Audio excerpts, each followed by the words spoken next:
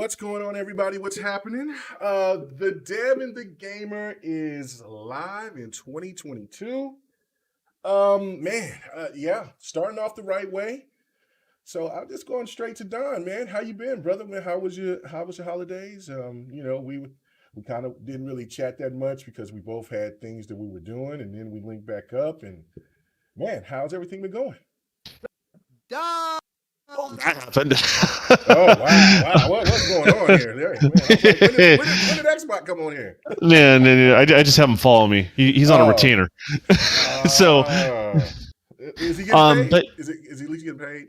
I pay him in, animal crackers and shit like that. But hot dog water. Yeah, okay. hot dog water, tea, and animal crackers. You know how that boy is. Oh man.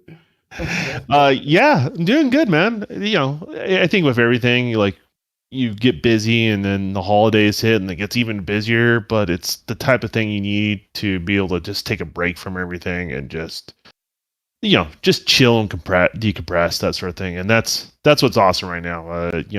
Feel decompressed, getting ready for the new year, building stuff up for the YouTube channel. I've been building up towards it for a while, but everything is kind of coming together right at the new year, so which is pretty good timing. It wasn't intentional; it just happened. Yeah. And then, building up the new studio downstairs. That's a big thing, and there's all sorts of stuff. Things are moving. Things are going to be happening, guys. So there's no doubt about it. And then I'm excited just to be part of it, even if it's 10 people to follow me or hundreds. You know what I mean? Like, it really doesn't matter one way or the other. You know what I mean? So. Oh yeah, no doubt about that. It is the same for me. Just took the time off, like I do all the time on holidays. When there's a holiday, I just feel like just got to get the cobwebs out, get refocused, and then just do it again. I definitely kind of held back a lot for the last couple of years for what I was doing. With the whole, podcasting and making videos, things like that.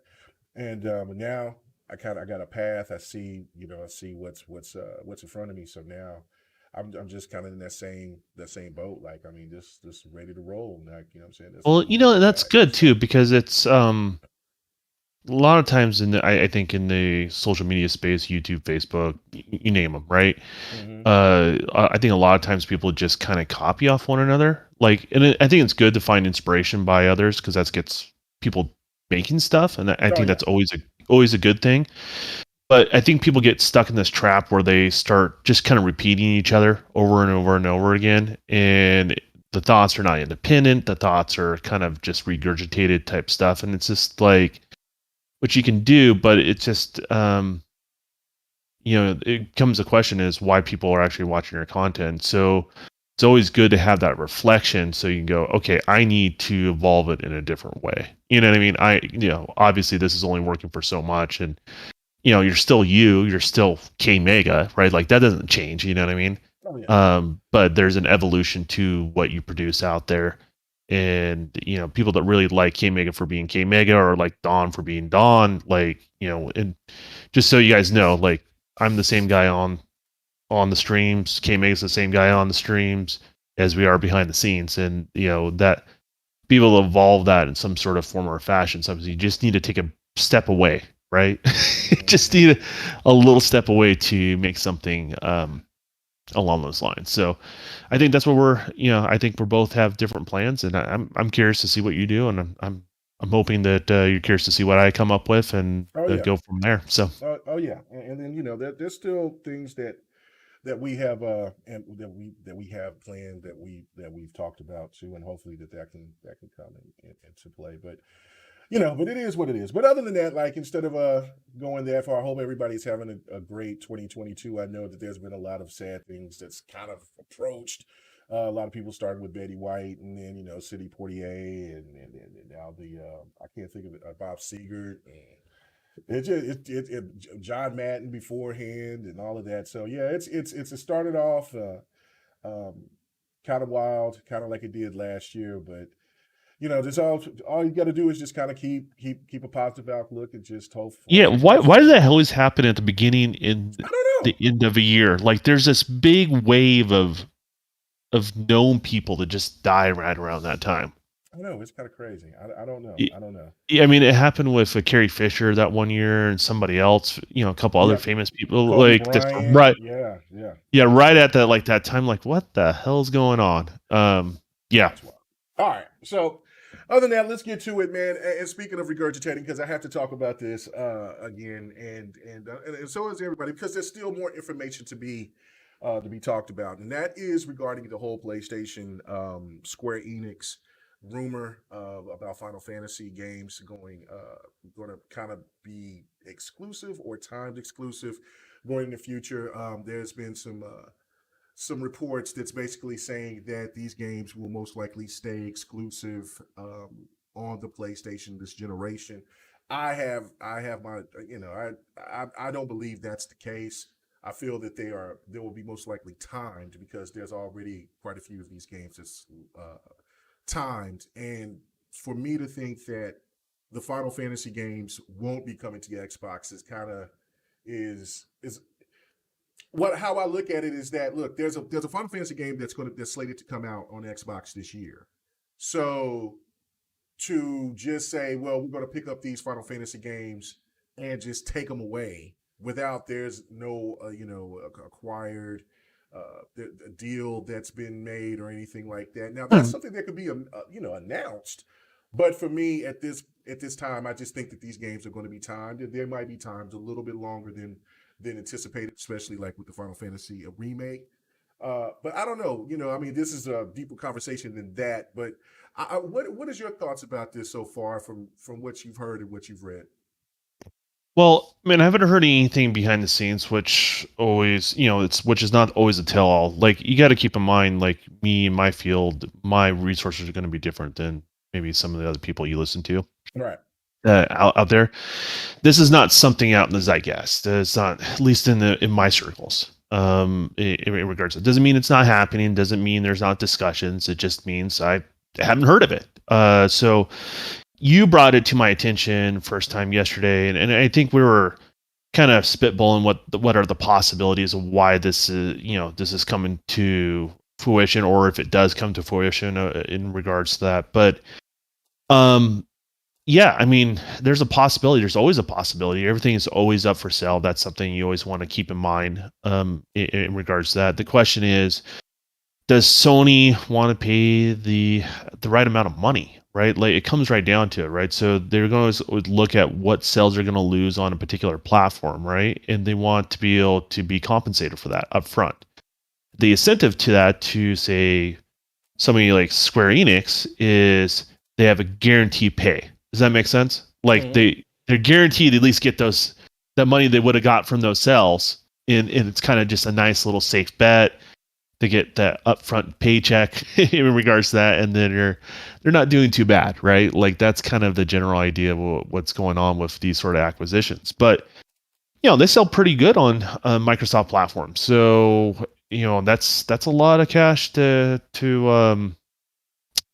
basically dish out to be able to get all that stuff. You know what I mean? So Yeah, no, and that's the thing. I was having a conversation. I posted something the other night, well, last night actually, and so now it's kind of festered into its own little thing. And so my point you're was saying you got some Uber fans, is what you're saying? oh, of course, you know how it is. I mean, Okay, gotcha. but the point that I was making was basically is kind of like what we was talking about last night. Was that look? I look at this as a strategy for PlayStation because they won't have the bigger uh, Western RPGs on their platform going forward this generation.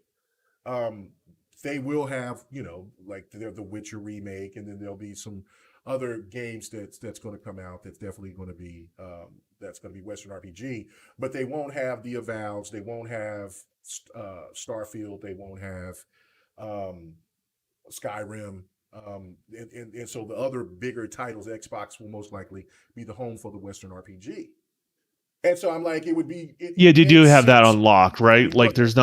there's not much leftovers when it comes to Western RPG options out Hmm. there. Right. Okay, yeah, I get what you're saying. Right. And so I was just like, so it makes sense. I mean, Square and Sony has a great relationship. And so therefore, if you look at it like, hey, without doing any acquirement or anything like that, it could be a situation where like, look, man, we can go ahead and do these timed exclusives on PlayStation, and PlayStation could be the uh Well, I think relationships are also important, but oh yeah, to add to yeah, your yeah. point, at one point, Sony did own part of Square Enix. They own shares in them. In regards to that, that led to strong relationships in Sony's past. Does that make sense? Oh yeah, So that makes sense. That makes sense yeah, why Final mm, Fantasy became a PlayStation home instead of where Nintendo, uh, because Nintendo used to have Final Fantasies, and then all of a sudden, that changed, and so that yeah, makes sense. I think kind of happened after PlayStation One. I think it was in the PlayStation 2 and 3 era, if I remember correctly, where those share acquisitions happened, and then at a certain point, I think late into the third generation, they kind of sold their portions off as far Hmm. as that goes. But it doesn't mean they didn't have a strong relationship with them. It wasn't like it didn't seem like a toxic relationship between the two companies. Does that make sense? Oh yeah, yeah, So it just means that they want to put those resources in something different. So yeah, and that makes sense. Before I keep going, let me the friendly neighborhood blue shell man. He's been a member on this channel for 14 months, man. I really do appreciate it, man. He says, "Hello, I'm here. I hope Final Fantasy doesn't go exclusive, but if it does, it must be gaming politics." Side note: my job is on fire right now. Excellent, man. He said it's on fire, so I don't know. And he's got a grumpy face, so I don't think it's that's a good sign. I mean, yeah, you just tell them there's a free clinic for that. That's yeah, pretty that's much. all Yeah, they got to remember. we don't know we don't know kind We of don't want to know your profession. business, but you're just Yeah, saying yeah, there's a yeah. free But I clinic mean, for shit. but if you're burning or something like, hey man, you gotta take care of Yeah, that, man. they are right. Yeah, you gotta fix that. No, But Neighborhood Blue Shell's been great. He's followed us since very on beginning. Xbox channel. Yeah, Yeah. he's still, I'm sure, a member on Xbox channel and Oh stuff like that. yes. He's one of those people when I say gamers are very generous. He's an example of that for sure. There's Oh no doubt wow, about it. he's saying it's on the news right now. So your job is on fire literally right now. Well, man, be safe. Hopefully that you're not nowhere inside of a building chatting with us on a computer or a phone. Hopefully you're outside. Is he that meme where like it's fine? He's like typing in the Right. computer and there's Oh fire and yeah. smoke around Yeah. him. Devin the Gamer is on, man. I'm gonna go ahead and Yeah, shout out the not a big boys. light of your job. I hope everything's fine. I hope your job stays intact with everything that's going on. So Oh, that's funny. But man, yeah, no, man, that's crazy. But hey, a positive side. Hey, man, might have some you time work from off. home, man. Yeah, you can Work work from from home. home. That's Yeah, yeah. My you wife can do loves it. that. That's the way, man. Ooh, building up the studio. That's my pitch, man. To get talent is like, man, you're gonna be able to work from home. Very little, in office type stuff because I have a structure from the previous place that I started, uh, right before COVID hit. So yeah, Yeah, working so from home is the dream, man. it is the dream. And so he said his boss told him that need to come to work. So that is a positive. As long as you're still getting paid, that is the positive. You know what I'm saying? Dragonheart Yobi, appreciate it. Next episode we will get the cameras back. And then Dark Animus, what's going on, brother man? Glad that you guys could come and check us out. And definitely for the people who will check us out here later on during the show and afterwards, man, definitely appreciate the support. Um, but anyway, to my point is that I was just saying, like, look, man, it just makes sense since PlayStation won't have those big Western RPGs. It just makes sense for Final Fantasy to be on PlayStation at this point in time when you don't really see a lot of other bigger titles like that going forward to be on PlayStation. Now we know PlayStation will have bigger titles coming in that's second and third party. Mhm. But like for the RPG era, because they also got a timed exclusive with the Star Wars game, right? So Yeah. they will have the titles coming through, but they won't have those big huge Western RPG titles. Because I don't know, a lot of people are kind of reluctant about the Star Wars game. Um, I think they'll be fine. I think it's gonna. I think Well, it'll be we'll talk about that one later, yeah. but back to like the RPG argument, like in there's always going to be people that takes a very extreme defense of whatever their favorite platform is, and I get it. Passion's great as long as you're in gaming and not being jerks to one another. I don't really care. But from Sony's perspective, they obviously wanted to be able to counter what Microsoft can offer on their platform before it becomes an issue, right? Like from a business perspective, right?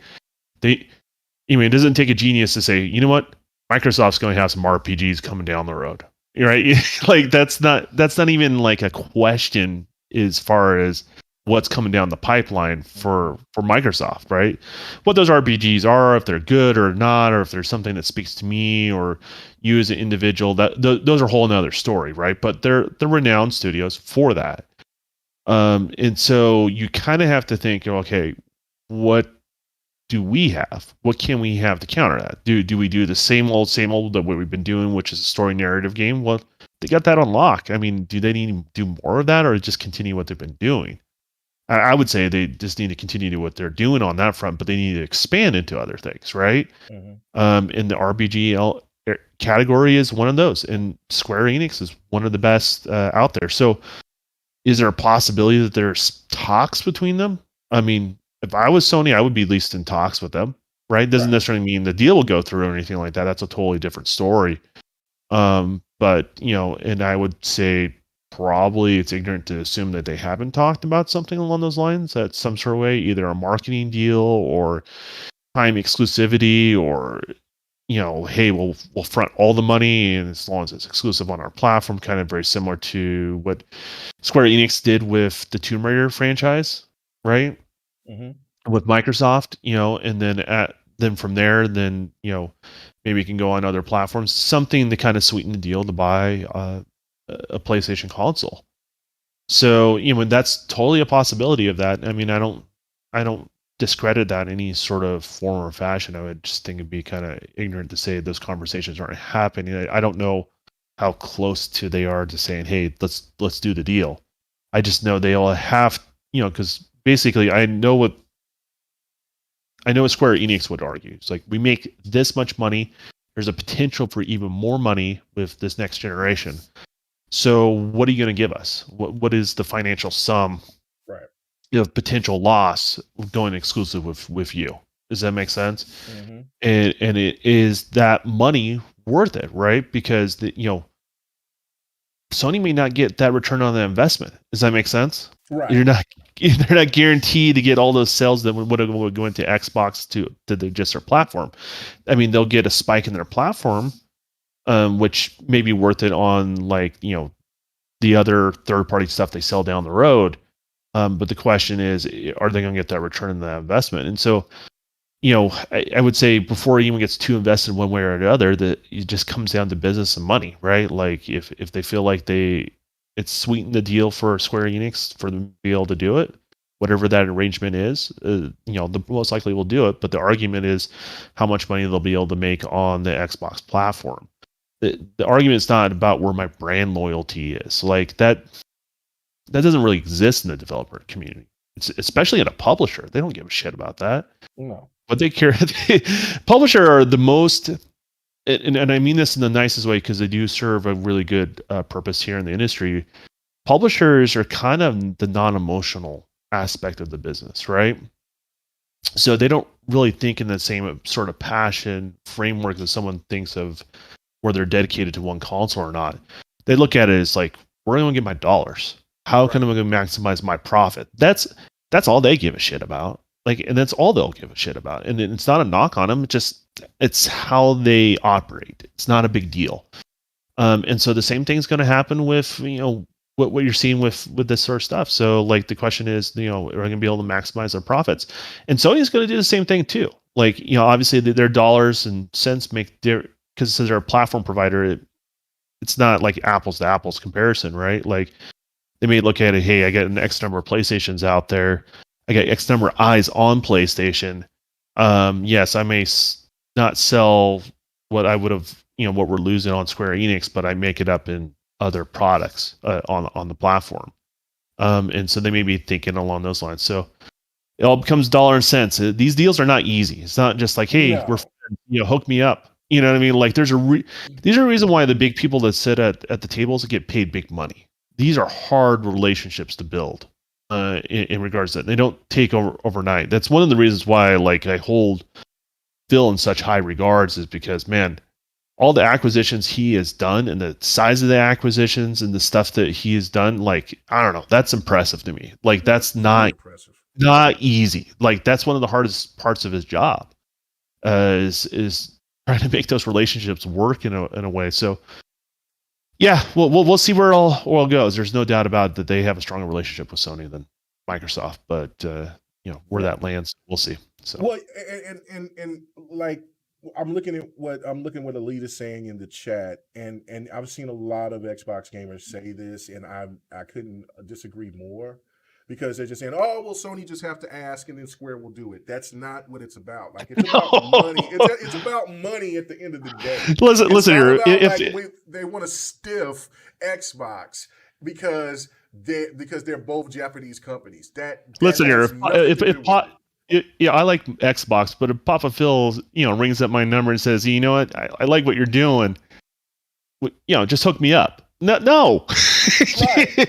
Well, I mean, nothing personal. It's about what cash, I'm gonna have to pay staff, and like I want to grow the studio. I want the there's, and sometimes it's not just about money too. It's like, for me, like my personal projects, when I eventually walk away from game development, I want to be able, my products, they have a life after me. Does that make sense? And have sequels and continue to live on, and people continue to enjoy what those stories and where they evolve and they inspire others, right? Like, not just about money sometimes, depending on who the individual is, right? So, or what the thing is. So, it's the upfront money, it's about the long-term money, and it just doesn't hurt to have a good relationship. It's not guaranteed. It's just like, that's just not how business works, Right. And this is the thing too, is that, okay, there, I've seen the same thing now in the chat, like what I see on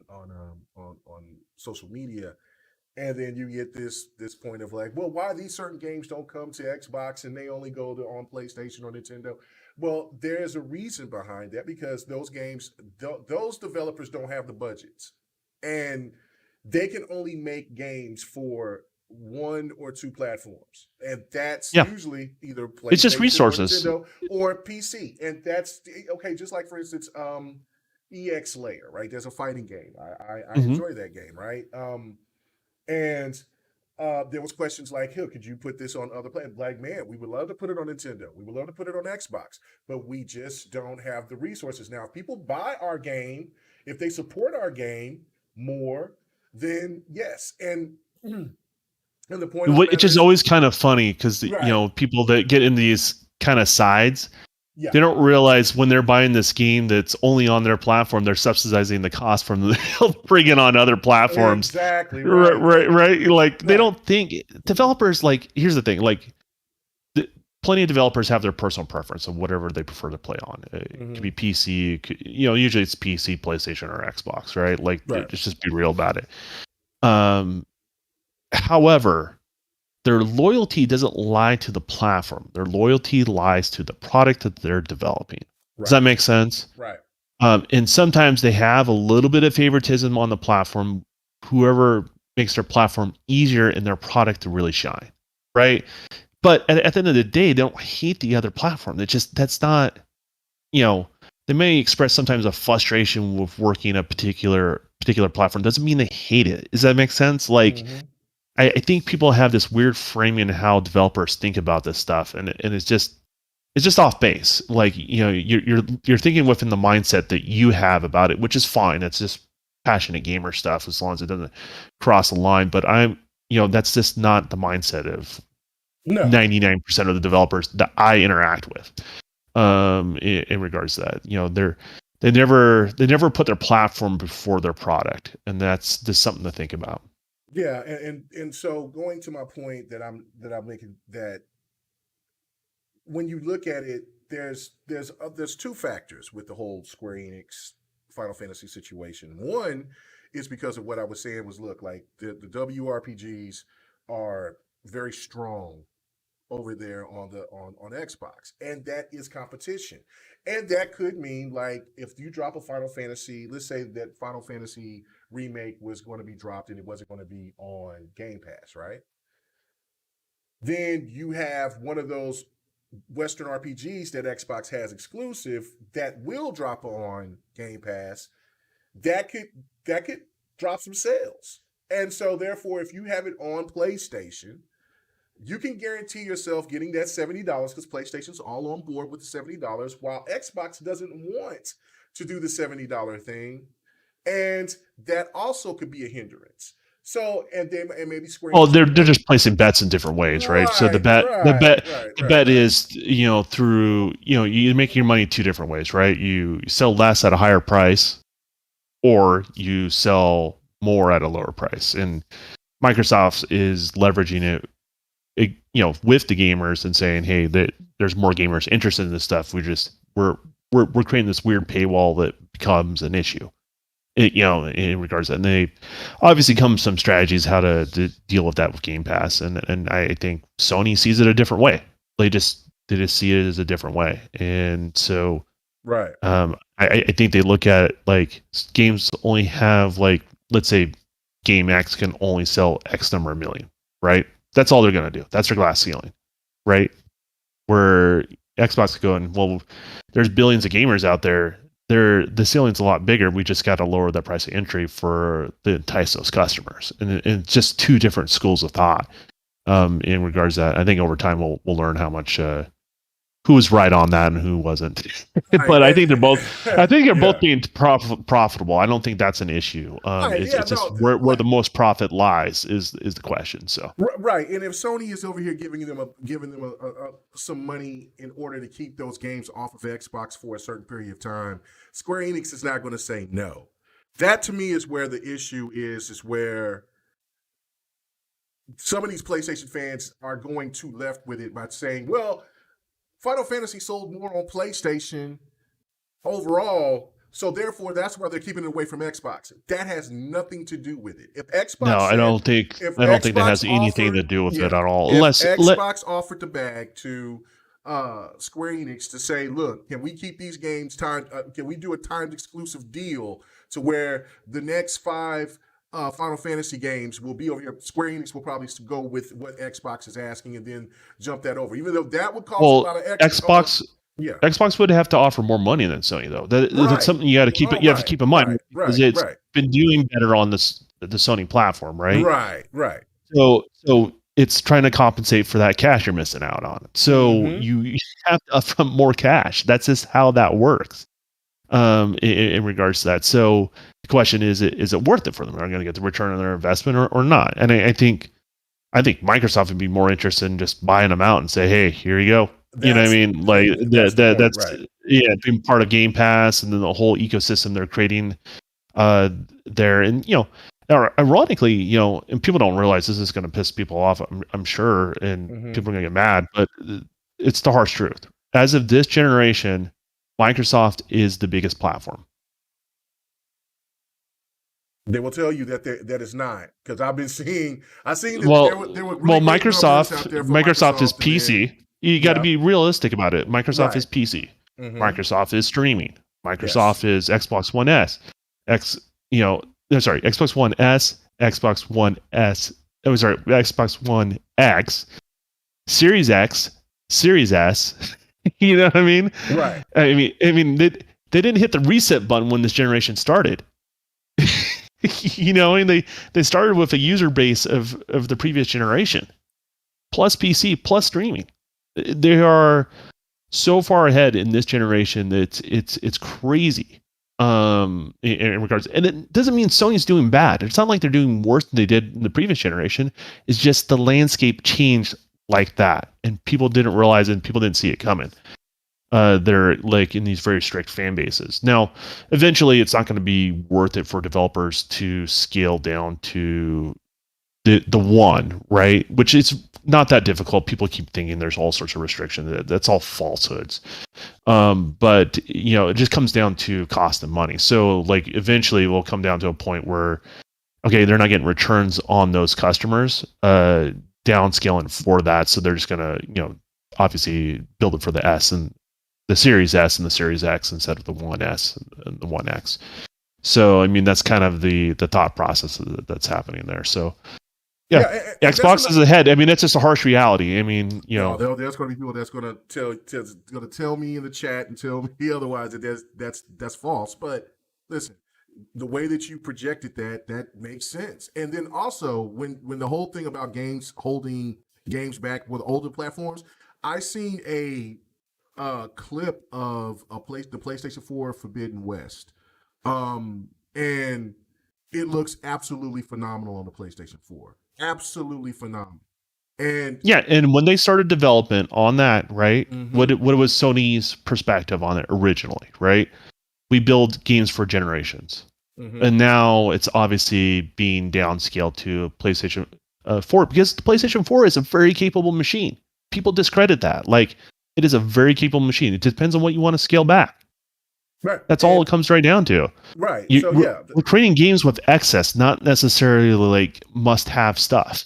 if that makes any sense. So that's just just kind of how that stuff goes. Right. Oh yeah, I guess Dark wants to argue about that. But, right. Man, I was part of the California school system myself too, Dark. Man, the math doesn't work out there. You have to go to college. You have to go. You have to go to a 4-year university outside of that state, man. But it also comes to the point too of what you was talking about was that if games were going to be held back to that degree, and PlayStation is all about the visual the visual quality of their games, then they wouldn't be going all in by having these games being ported over to the PlayStation. Well, I mean, visuals is the easiest thing to scale. So, the easiest thing to scale in a game is visuals. Texture resources, you scale those back. You can scale all sorts of different stuff. You can scale draw distance. You obviously you have to pick things that don't affect the overall gameplay of the product, right? And it does take up time, takes up resources. There's no doubt about that as well. But at the end of the day, if those times and resources are, you're not going to get a return on your investment, that's the only reason why they would not bring it onto that platform. It has nothing to do with the lack of compatibility or what the platform can do. Does that make sense? Yeah. I haven't seen a product that's been announced that's currently out that cannot be scaled to those base consoles. Believe it or not, the Matrix demo that can be scaled to previous generation. Oh wow! Unreal Engine 5 works on last generation consoles. Works on cell phones. Obviously, a lot of it's scaled back, of course, right? But it can work on those platforms. That engine can. Just something to think about. Yeah, no. When people started using those narratives, and then Sony changed course, then all of a sudden, you don't hear those narratives anymore as loud as they used to be. But it still comes to the point as well. Like, look, Sony said that they're going to be doing this well beyond 2023. So they might be going until 2024, 2025 because they have so many PlayStation 4s out there, on top of the fact that it's very hard to get a PlayStation 5. So it makes sense to, and it's all about software at the end of the day. So again, it just comes to prove, like, look, man, like God of War is still going to look fantastic on the PlayStation 4. Horizon Forbidden West, from what I just seen, looks absolutely stunning on the PlayStation 4. Yeah, so, it'll just do what the PlayStation 4 can do. That's the harsh reality. I mean, they're gonna have to build out for it and stuff like that, but it's just scaling. And I don't want to undermine scaling because it does take work and it does take effort, and that's something in the space I work a lot in, is doing mostly the art type stuff. I mean, they're like, we have to try to get this to work on this. Well, I'm like, what am I going to have to pare back for it to work on that, right? And you have to kind of, and if you're a developer, like, the convenience of just working on one platform, I mean, it's not 1998 anymore. Like, you don't have that convenience anymore. Like, if you're going to be hired at a job, your job is going to be able to build things to scale. That is your job, and so just something to kind of keep in mind. Okay, all right. Look, and we got people in the chat that keep talking about this Asian market support. And listen, there is a reason. There is a thing that to a certain degree, like when you have a certain type of game that is more uh, catered towards that culture, that game will be on a PlayStation or Nintendo. I get that, Well, but relationships are this, part of it, right? yeah, Like right, right. we But we it, we but can but acknowledge relationships that are totally part of it, but it's not everything. no, and that to me is where I have this disconnect with Xbox gamers keep trying to think. Look, this is I understand this logic because last gen it was awful for Xbox when it came to the from getting certain games compared to what PlayStation was getting, but that also had to do where PlayStation was dominating Xbox in the sales aspect of it, the Yeah, Xbox was on relationships. their back foot most of Right. the generation, right? Xbox So was yeah, Xbox was what was going through turmoil within the company. And then on top of that, like relationships soured, or there weren't communications, and so therefore there was a lot of the games that didn't come over. I mean, just look at the difference between last gen and this gen already by a year and by a year and some change. The difference between what Xbox is doing now compared to what Xbox did last gen, even go as far as what Xbox was doing in the 360 era. So again, it just comes to show that a lot of people keep grasping at straws trying to make this out to be like, well, this is the Asian market is out to not want the Western market to do well. It's got nothing to do with that. There's no, so many other their dollar spends factors. this. Their Exactly. their dollars is the same.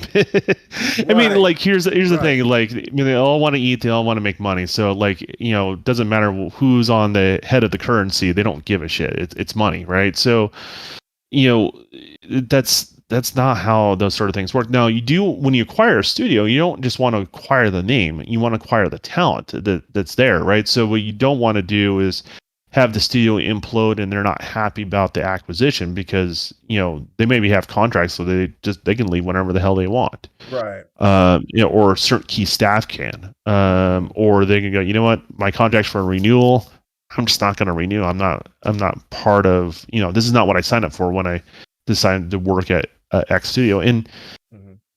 game developers are fickle, right? Like, it's somewhere between 15 to 20% of the industry. You know bounces around. I mean, that's just the harsh reality. They don't set camp in long term places like I've done.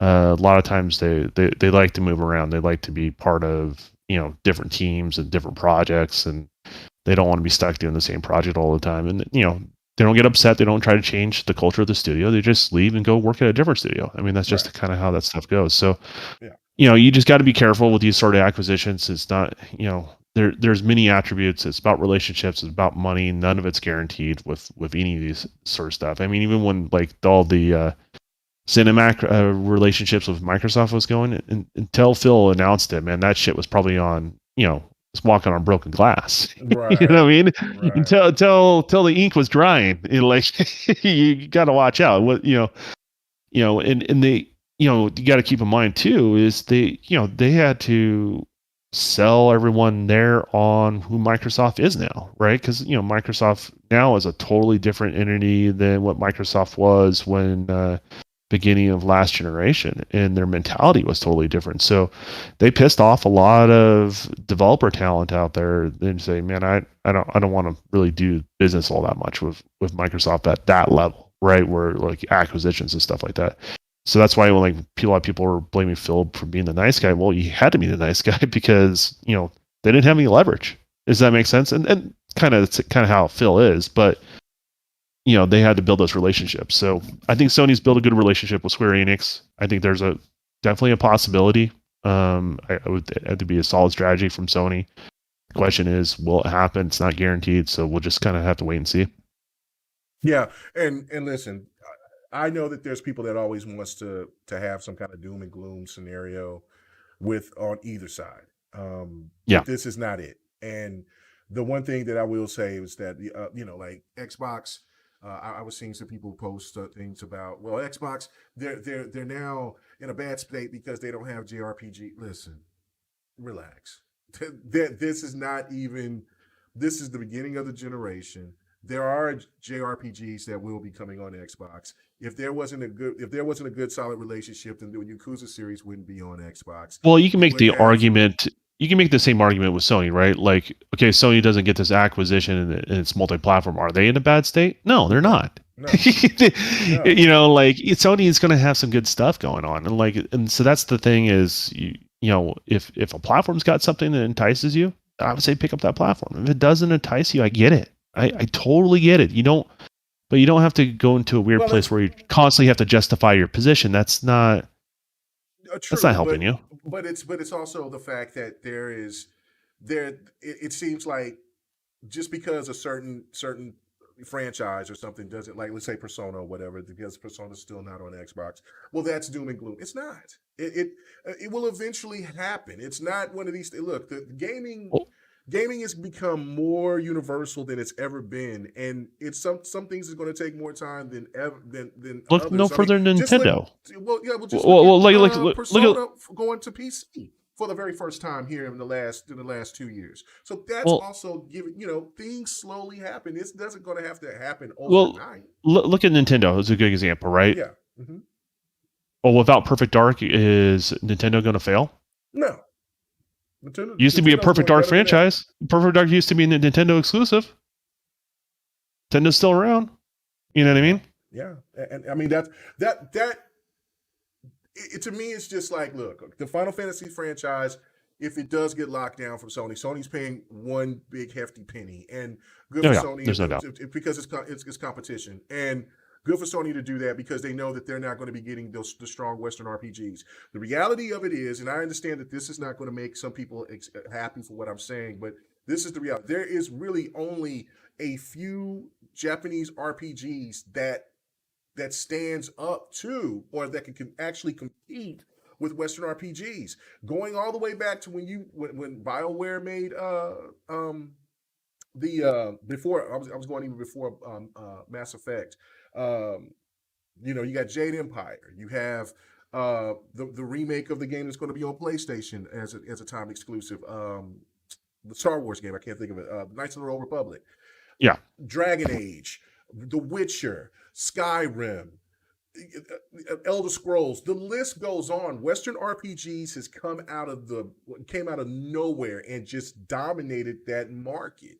And it's so much so that I was going to say PlayStation, but the Japanese RPG had to evolve how those games play because Japanese RPGs were king at the turn base. Now they're more action based. Well, I mean, they have the influence. I mean, influence always plays into all that stuff, right? Mm-hmm. And I was never a turn-based RPG person myself. I've never liked them. Never liked that style. Right. But there's always a market for it. And it's like the same argument I've always had, like certain game designs, or certain genres, they never die. They just, there's something else that becomes a little bit more popular. You know what I mean? So that's more or less kind of how that is. All right, let me read this from C Trigger. He's saying Sony and Nintendo has an entire country back them up with devs that only develop for them and will not develop exclusively for Xbox. Then what was Lost Odyssey and Blue Dragon? Because I've never seen those on any other platforms. Well, I mean, they develop on PC all the time. But Lost Odyssey, and Windows is a American product, right? So that doesn't really hold up. And unfortunately, that's a strong relationship thing. That's people taking it a little too far, right? Like, they have a strong relationship because they can relate in some sort of way because they're related in the same sort of country. But how do you explain that certain companies will only do on Sony's and won't do on Nintendo's platform? Right. Think about it for a bit. Like that, that's not something that's talked a lot about. Like Nintendo, love or hate them, or what you think they're successful or not, like they're the small fish in the pond, right? Like that's just the harsh reality, and they don't get the support from third party. And based on that argument, you would say they would guarantee to get support. Not necessarily, because they don't make a product that maybe it's worthwhile for them to scale back on. And so it's just what companies feel like they can make money on. Okay, so you're saying No, I'm just going back to what C Trigger saying. He said, well, that was 2 gens ago. So I'm answering your question, but now you over here trying to, again, like this is the same reason for when I made the point on Twitter earlier, and then now it's turned into, well, these sales sold more on this platform over this other platform, and that's the point. No, it's not. It's like the original point of what I've been trying to say is that, look, the Final Fantasy, Sony has paid Final Fantasy to keep them there because of, and maybe in Square look at this as an opportunity because of competition, and of course of the $70 aspect. It's not because they hate Xbox or anything, Western, because of the fact if they didn't want Final Fantasy to be on Xbox, they would have never put all these slew of Final Fantasy games on Xbox, or even have a new Final Fantasy game come on to Xbox this year. Or you make the argument the opposite direction too. Like, right. Witcher's not people that make Witcher is not American or Japanese. Right. Right. So where their loyalties lie, they don't care. They don't care. Just like this is just business. It's like unless it's incredibly difficult. Unless it's incredibly difficult to build on the opposite platform, and there's not a huge return on investment, and then you can make those sort of arguments. But these platforms are not difficult to work on right now. Like Sony did a really good job. I mean, they're not perfect. There are certain features I would like them to be able to have with their new PlayStation 5, and the same thing with Xbox, right? So it doesn't really hold true. That's just not how the mindset is. They have a loyalty to their product first, which is the game, and then the loyalty to platforms that's so far down the totem pole. It's just really not as big a part of the conversation it is for people that are passionate about one exclusive platform or another, right? Like you're not having the same conversation. That's just the harsh reality. Right. And so again, I'm looking at this and listen, the Xbox is partnering with over 200 Japanese developers, and they also own what is it, Tango from the Bethesda deal. I think that's the ones who's making the Tokyo game that's going to be on PlayStation, because they had that timed exclusive deal. Yeah, they had a previous contract. Yeah, right. They had a previous contract, and so Xbox do own a Japanese studio. They will probably own another one going down the line. And this is my last point about this, and then we can move on, is that all Xbox has to do really, because they own the rights to Lost Odyssey.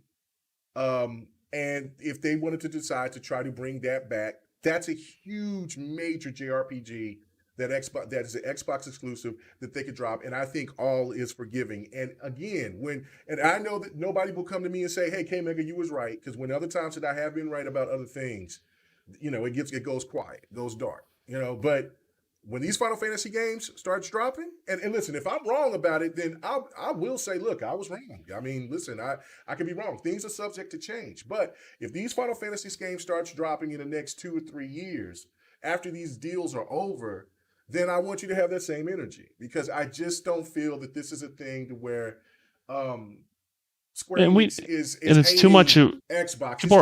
It's just too. It's people are looking too deep, going too deep in the rabbit hole, and looking for conspiracy theories when it's all about money at the end of the day. People are arguing over something that's a rumor of a rumor of a rumor. Yes. Like it's not even. It's a rumor, right? Like it's not even reality. I mean, and my thing is, like, I don't care what platform you play on. Go have fun. You really go enjoy it. And if it ends up being exclusive, that's fine.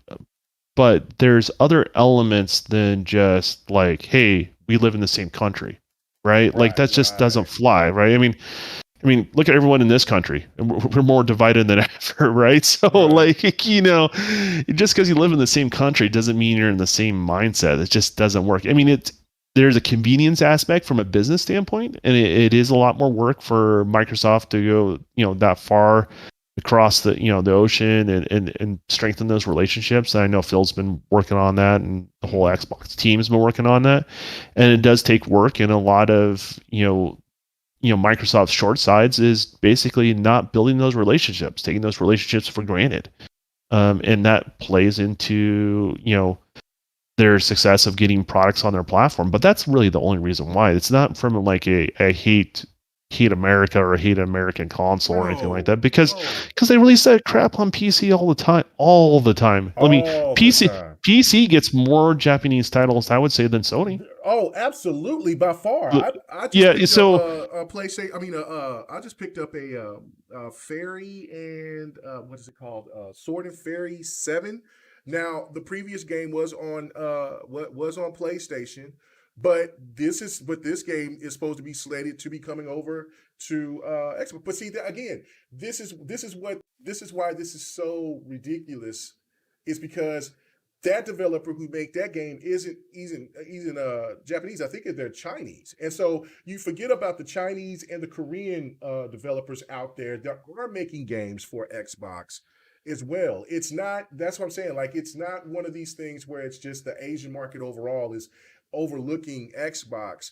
It's a few studios that have relationships with Sony that are deciding to make these moves, and I do feel that Final Fantasy and Persona will eventually be coming on Xbox. well, they also may not have the money too. Like, that's what people don't realize. Maybe I don't have the money to invest in. They're arguing that, hey, they may not get the return on their investment. It's a possibility.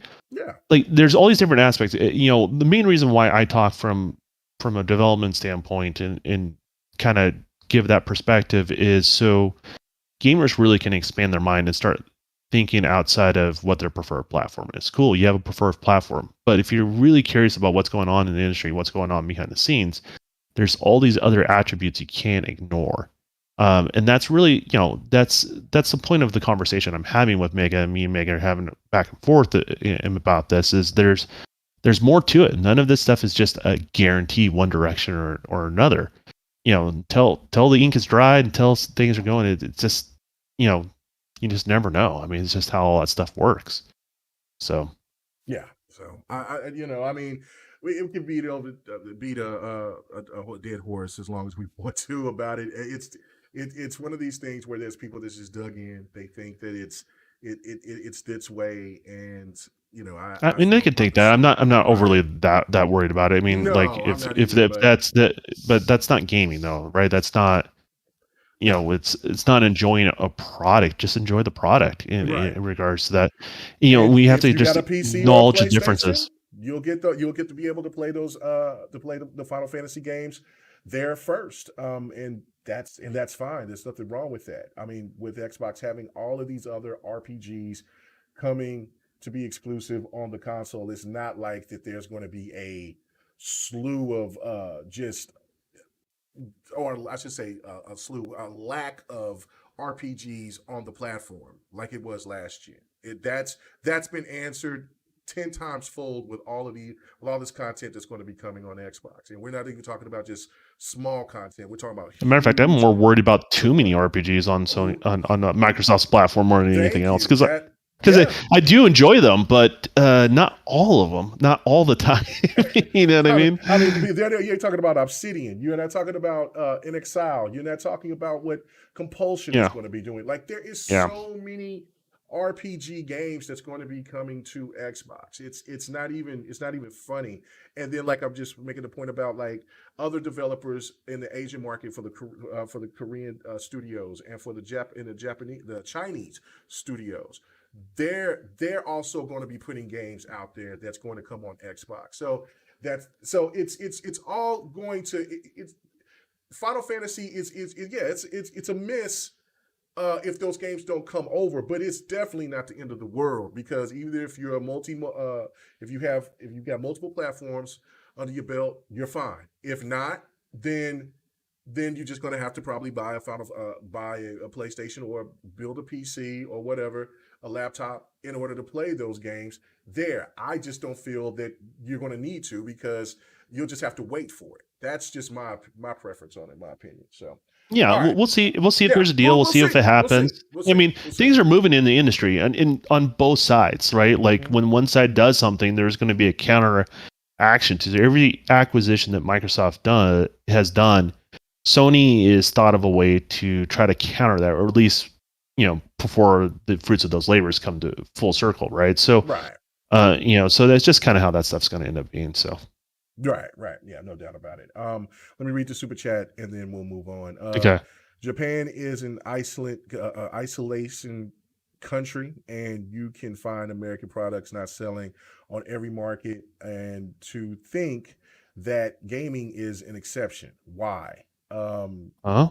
because gaming is global, money is global. Money talks. Then having They're then not that isolated. no, they're not that isolated. That's They mimic a lot of American culture. Believe it or not, they're their own thing. Don't get me wrong, but right. they do take a lot from American culture over there. From the few times I've gone over there, I've gone over there 5 or 6 If times. you said So China, then I probably would have agreed with you that saying like, they're a country that's about isolation, but it's not. But Japan is no. Japan's more free. Yeah, They're allowed to kind they of don't. do. Yeah, they're more of a democracy over there than they are like a communist or anything like that. Like so, but they are a proud people. They have culture and they do That's like fine. their products, and that's fine. I mean, but listen, how if you got a certain game that just isn't going to appeal in the West. We're talking about like Europe and United States and Mexico, things like that. If those type of games just aren't going to appeal to the West, then they're just not going to appeal. That's it. Final Fantasy is one of those breakthroughs. What Persona what's the is now becoming a But breakthrough. there's no But yeah, there's no real outside of translation or printing a disc. There's really there's no entry to barrier. Like that's right. what people don't understand now too. Like is you know whatever. Just put some subtitles if you want to do it that way. If that's the effort you want to put into it, and it's really easy to port that stuff over. So it's not Yeah. it's not like that. Like I mean, I get it. I get the loyalty aspect of things. It's just not it's just not how it is in Yeah. regards to that. It's just more convenience. It's more about money. It's more about those sort of things or things that people are familiar with. I mean, I work with this in the industry. Like, some people, they're all about Maya, right? And some people are about Hmm. ZBrush. They're both 3D software suites that's used in the development of making content.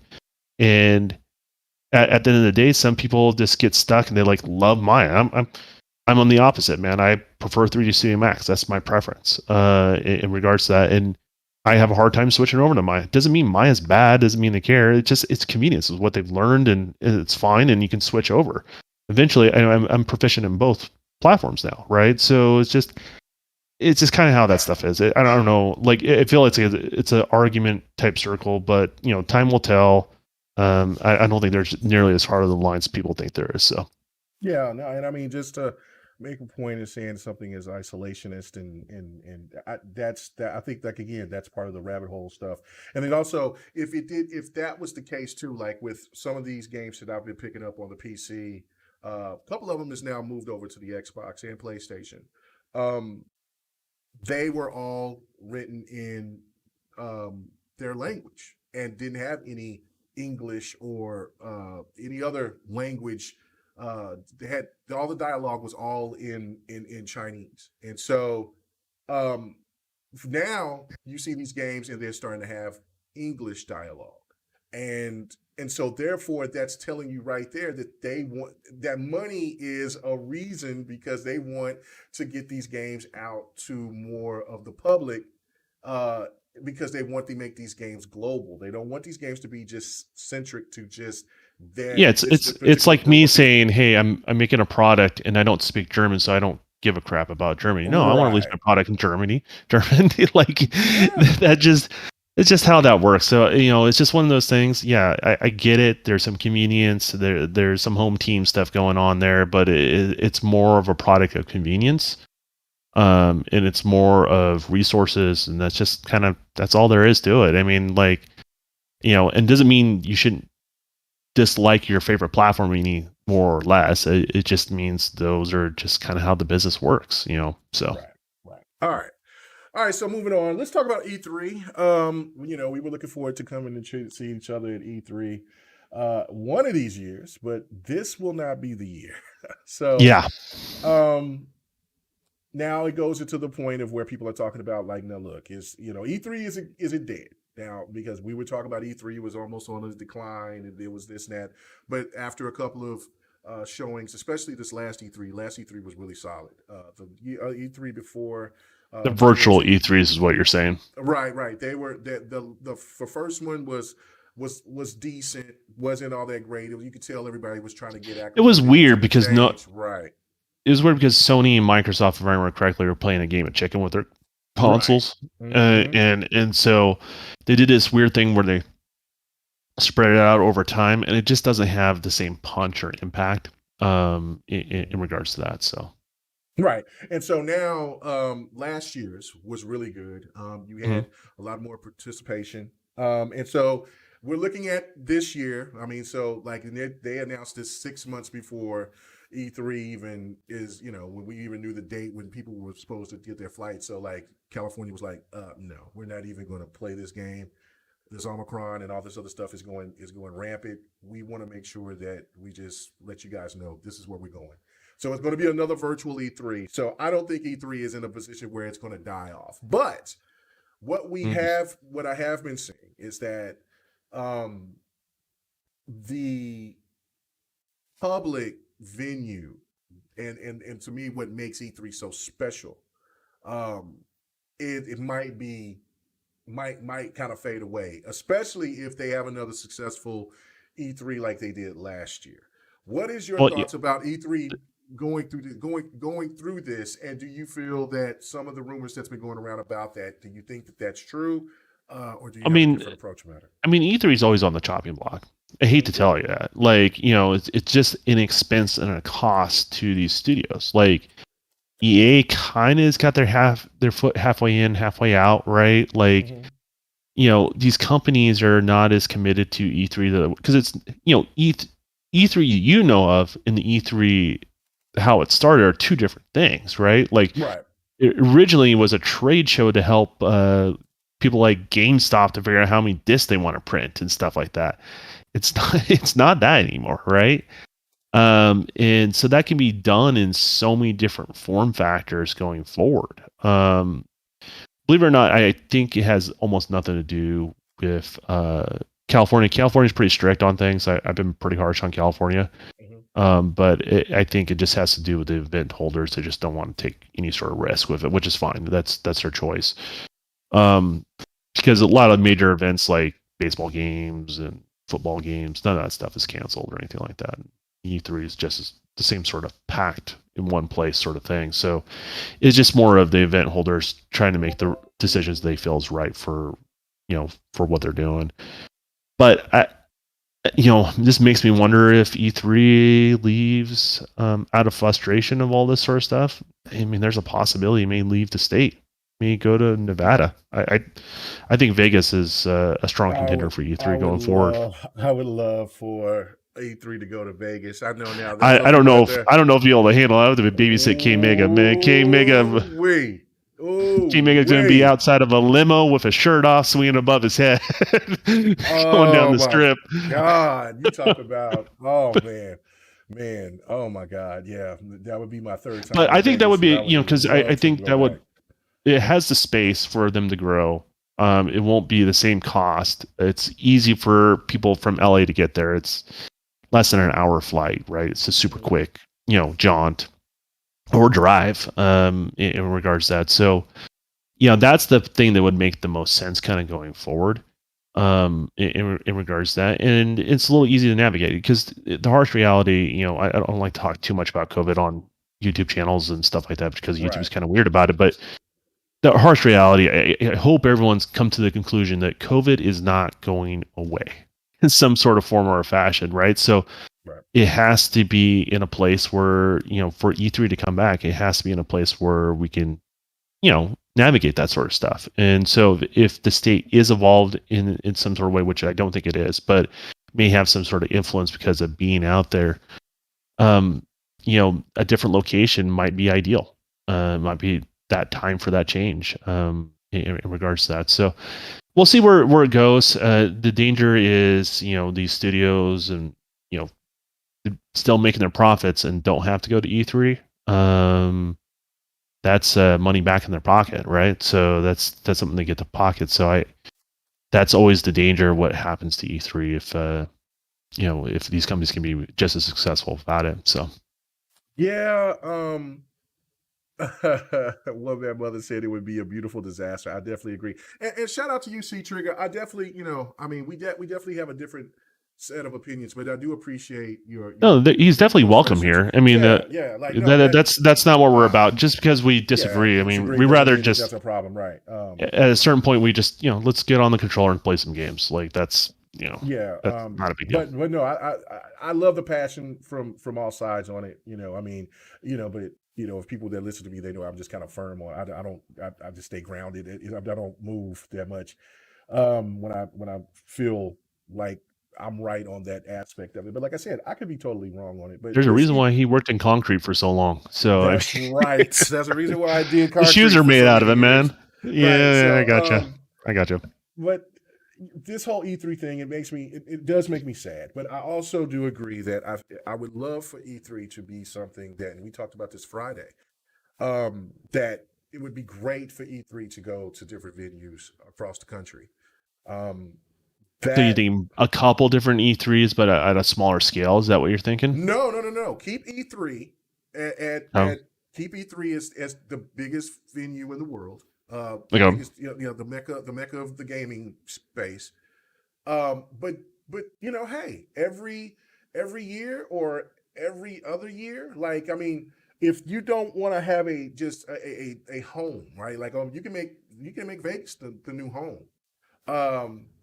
But if you want to try to go to a different venue, like for instance, if you want to go to Florida or to Atlanta or to Texas or to Chicago or something like that, where maybe some of these states out here, like definitely a Texas or a Florida, something like that are in Atlanta that has um, that aren't as strict as California when it comes to the whole COVID situation, then you can move those venues there for that particular year. I feel like I would love that, but I I don't would see it love it. happening No, though. I don't see it happening either. But I would The love for that to happen.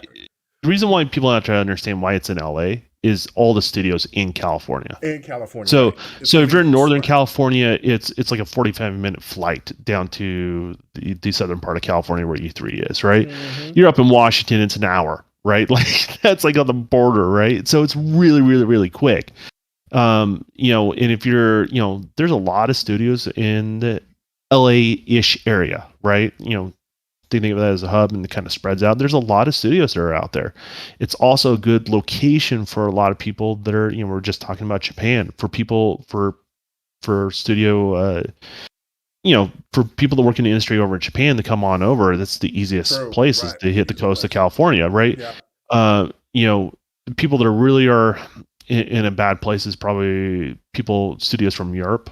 They have to travel the furthest. Like they have to go across the United States. But that's kind of the structure of E3 and why it exists in that location. It's a lot of times it's location and convenience. So I think if you are going to get a different venue or a different place, it would have to be the closest to LA without being in LA. Does that make sense? Oh yeah. So you say it would have to be. That's why I say Vegas. Vegas. Yeah. As much as like I think it would be like one bad mother said, all the blackmail that we can have in Vegas. I mean, yes, there will be plenty of blackmail that will happen amongst the YouTube community, but that's not the point. It's more of like what's the least amount of inconvenience we can apply to people in regards to that. And so I think Vegas is the right amount of flexibility without going too overboard one direction or another as far as restrictions are concerned.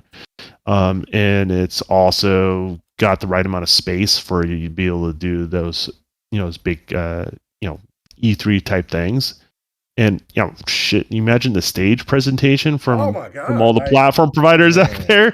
You have fountains playing the Halo music outside and shit like that. No, I mean, it would be epic. It would be absolutely epic. Now, I mean, listen, I think it's one of those things to me where I could kind of see where California could be tired of doing E3, and then.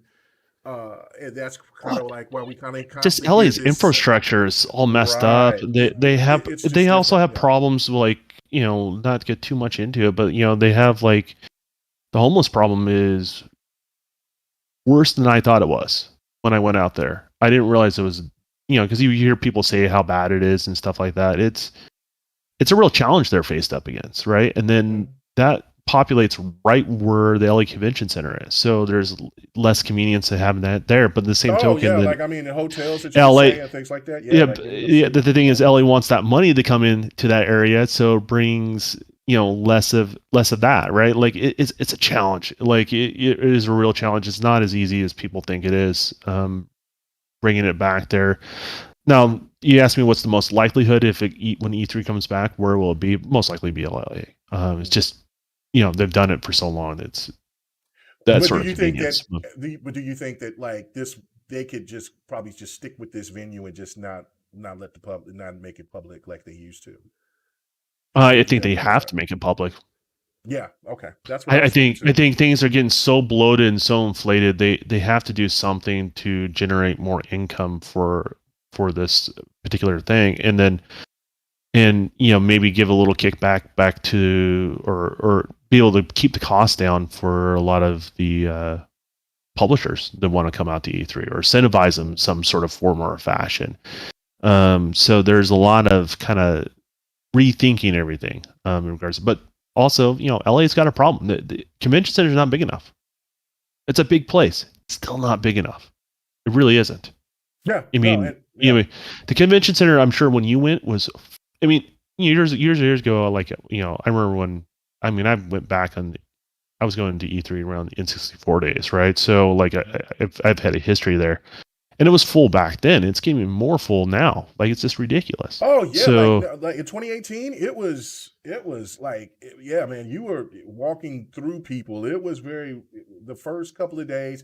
That's why I enjoyed it the last couple of days afterwards, because people started leaving around the first couple of days, right? Like it starts thinning out a little bit. Yeah, by Wednesday it's thinned out for sure. Yeah. But that, because what you have is, Tuesday, oh man, it's packed. Well, you had the business in the the gaming community all in one place early on, so it gets packed. But the business people at a certain time, they're like, "We're out, we're done." You know what I mean? Like, right. They've been to multiple E3s. They've been there, done that. Yeah, exactly. And they're like, it's a lot of work. It zaps you. Like you're baked after going to E3. You're well done. In regards to that, so.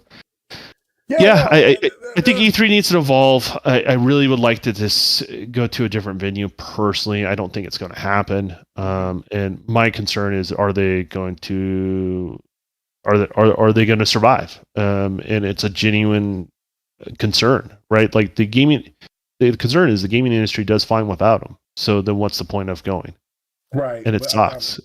Right, it's kind of like midnight launches, man. Who goes to midnight launches anymore? See, that's a good point. We people like us miss them at certain points, but we won't go. Right, like I miss the nostalgia of it, but I am not missing bringing the game in and then knowing that I got to go to work at this point in time, and then I've got to download that game, when the convenience is that I can sometimes get my games at 10 o'clock. 10 o'clock Central. Pay them ahead of time. I can make some pizza bagels, and I'm good to go. Ready to go. But you love that stuff. But no, for me, I've only had a couple of E3s, so I still want more. But if I was, a person that wanted to be at E3, like it's been in E3 for, let's say 7 years, 7, 8 years or whatever. Yeah, then that would be one of the things like, been there, done that. Might take a couple of years off. Well, and here's the thing that's heartbreaking for me, because when I remember I was telling you, like, before you got a chance to go to E3, right? Like, I was there for a day. You didn't see, I just went there to do some business and came out like that day. Like I was there for maybe 4 hours, you know what I mean? And then I was out. But, I remember having the conversation with you when we were about to go, and I said, man, it's going to be a game changer for you. Oh. And I was trying to explain is how it's going to change your perspective on things, and it's forever changed your perspective, right? Oh yeah. And that, you can't argue the value of E3 is where it can put more positive in the world of gaming. Yes. A lot more positive in the world of gaming, and we need it. We need, there's nothing wrong with being passionate and have your loyalties to different stuff, but to the point where it becomes unpleasant to be around people like that, it helps out with that so much, and it just kind of doesn't put much weight or gravity into that thing, so that it just doesn't need to have Yeah, yeah. No, in regards to that. So it makes it so easier to stay away from people that wants to try to be about the negative all the time. Even if it's like controversy with other people having problems with other podcasters or whatever. I don't even want to hear it. Get that shit no, away from me. You know what yeah, I'm saying? E3 changed so much of my outlook on things. And that's why, like, if you listen to what my channel used to be when it first came out to what my channel is now, completely different, because I actually seen what it was like how it used to be when I used to go over to friends' houses and they would rep Nintendo, I'd rep Sega, and we get down and we play, and then I would get me a Nintendo. I wouldn't. I wasn't young enough to get a Nintendo. I would beg for a Nintendo, and then when I'd eventually get one, then the friends come over, and then we would go through that like that. That's what it was about. Like it's fine to have the what you banter and the back and saw, forth. what you saw was the majority of the Yes, passionate gamers, not the minority loud gamers, right? exactly, That's exactly. and when you're exposed to that, that's just like negative gamers can be very intoxicating, right?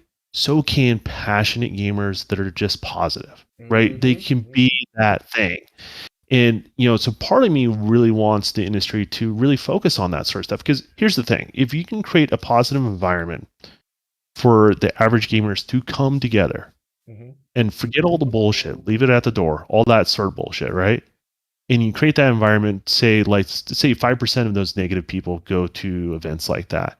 Mm-hmm. And because it's kind of a mecca type situation, it changes and evolves their perspective. You didn't force it upon them; they experienced it, Right. and then they're like, "Shit, man, this is the solution. This this, is this is right. this is how I want to live my life going forward. All that other stuff's bullshit, right?" That's So, why. That's yeah, why I would love for E3 to be the country, to let other people from that all they do is that they see the cesspool that's in social media, this and that, but then actually experience what people that's gone to E3 experience. So if you book that to New York, Atlanta, instead, I know that New York has a lot of venues, but South by Southwest isn't the same, because I've been to a South to Southwest, and it's not the same as an E3. You know what I'm saying? no. Because they have some out there in Texas. Only been one, but it's a great venue, but it's not like E3. So if you would bring those all over the country in different, well, of course, big venues, Or for just big pick Texas. Texas is central. man, it'd Texas is be central as great. shit. It'd Yeah, be yeah, great.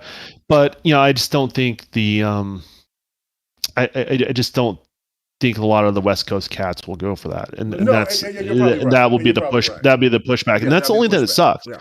Yeah, the only thing that sucks. But you think about all your business partners, right? You're doing a little more evenly between your overseas partners and Taiwan, China, Japan, those sort of places, right? Mm-hmm. And then you're also treating all your European developers with respect and all that sort of stuff. And too bad a couple American companies have to travel a little bit further. Oh no, another hour flight. Like, give me a break. You know what I mean? Yeah. But that where you would see pushback. I would love to see a more central location for it. I would like to see a bigger Well, venue for it, and I would like you have gamers like you've seen him out there, like say like an Angry Joe, right? Like he's negative. That I get that. That's kind of his spill. But if he brings that energy to E3, man, people call his shit out there. It's like, get that shit out of here. Like the tone changes really quick in a positive way. You know what I mean? They're like, no, mhm. we're not interested in whatever bullshit you're selling. You know But what I see, mean? but that's also another thing too, because a lot of people don't act like that. No, they don't, because they know they know Yeah, that like they know people are going to be no, like, what the hell no, are you no, no, no, doing, no. man? For the most part, like they got their little posse. They'll walk around and they'll do this and Yeah. they'll do that, and so they kind of tend to themselves. But if you do have other people that are amongst the public, they're not on that banter like that. They'll do that for their channels or when they go somewhere private, and then they can do it. They can be the showman or showgirl like they want to be. But yeah, no, the vibes are just so positive. I said this a million times, and I'll say it again. Like when we was in the Xbox area and we was playing, I was playing Madden, There was a dude there that was draped in all PlayStation. Like, I mean, he had a PlayStation shirt, he had PlayStation jogging pants, he had a PlayStation chain, he had a PlayStation hat. And that PlayStation shirt was actually cool as hell because it was illuminated, and then it was also like, I couldn't tell you that type of material, but He was just representing what he liked. right? Yeah, yeah, I gotcha. There, but he was just like, man, he was in there hyped up about playing Madden and shit like that, and then he was playing not Rainbow Six, but Ghost Recon. He was hyped about that. Then he was hyped about the Ninja Theory game that I love so much. So did he melt when he played an Xbox? Did his thumbs cramp up while holding the controller? No, that didn't happen, right? That was the thing. It was just so amazing to me, and that was exactly. And that to me, like, and it wasn't just him. Of course, there were so many other people for the couple of years I went, and that is just what it's all about. Like, people would go in and would, like, you feel, and then would walk by, and they would shake hands, they would talk, and it's just an enjoyable experience. The only time, and like I said, the only time since I was up there at E3 that I seen anything that was foul was with the stuff that Kojima did. That was it. Like, to me, that was just rap. What he did to our boy Super G was just foul. But that was Super G. You did that too? Yeah, like I just couldn't believe it. Like, I just same Super G I play on Xbox with, right? Yeah. Yeah, okay, gotcha. Yeah, but that to me was just foul. But other than that, what is his perspective on? What was his perspective after having that experience? Oh yeah, he was hot. Like, everybody looked at that like, what? Like, man, bro. Like, I mean, I'm sitting here and talk to all different types of developers, like, and they've had their little entourage or whatever. We didn't see him with security, but I understand that Kojima's a big time. People are going to mistake you as security for me when we hang out.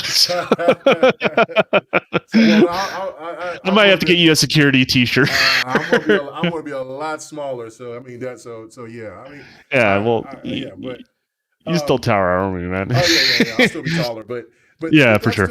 But that's the thing to me is where it's like, it just, that was the only bad moment that I was just like, come on, man, we understand who you are, things like that, but man, just taking pictures with Kratos, with the little Nintendo thing, just hanging out on the PlayStation side, sitting on the bean bags, trying VR, playing baseball games, just when PlayStation was there that 1 year, the year after that, like, when PlayStation was there, still, there was still representation, and that to me is where, if you take that around the country, it just would ease a lot of people's anxiety about the console war aspect of it. Like, that's like, yeah, it really does, but it's just so ridiculous. Like, and you look at it as just bad comedy now, instead of how people take it so much to heart. Like, it's Xbox has to win, or PlayStation has to win, or Nintendo. I just want them to be profitable platforms so I can enjoy what I enjoy. Like, that's all I care about, and that's why I love E3 so much.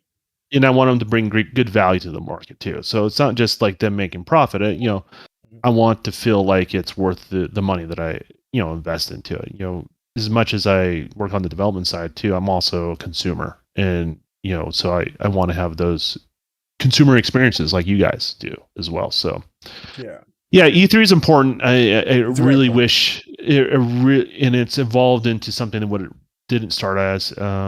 And they have some serious questions they have to kind of answer. And I just don't think LA is the best venue for it going forward. I really hope they think beyond that. I really do. Because, like, you can hold it anywhere. Like, it was funny. What is it? McCann was telling us, no, not Texas. I get you, but it's a central location. Right, you're not going to melt there, right? Got good barbecue. Well, no, man, it's in June. It's going to be hot out there. I mean, but I'm saying, like, and that's fine. You just want to be in the air conditioned rooms where all the E3 stuff is. You're not really, what I mean. And then afterwards, you can do the nightlife stuff out there if you're even curious. But you just want a big enough venue for, I think, everyone and pull everyone together. I think there's a really good positive energy that comes from that. I really hope it is. It comes down. So, it's Disbane. That's right. I got you. You have a different name. That's why you're throwing me off, man. So, and guys out there, like, task repair.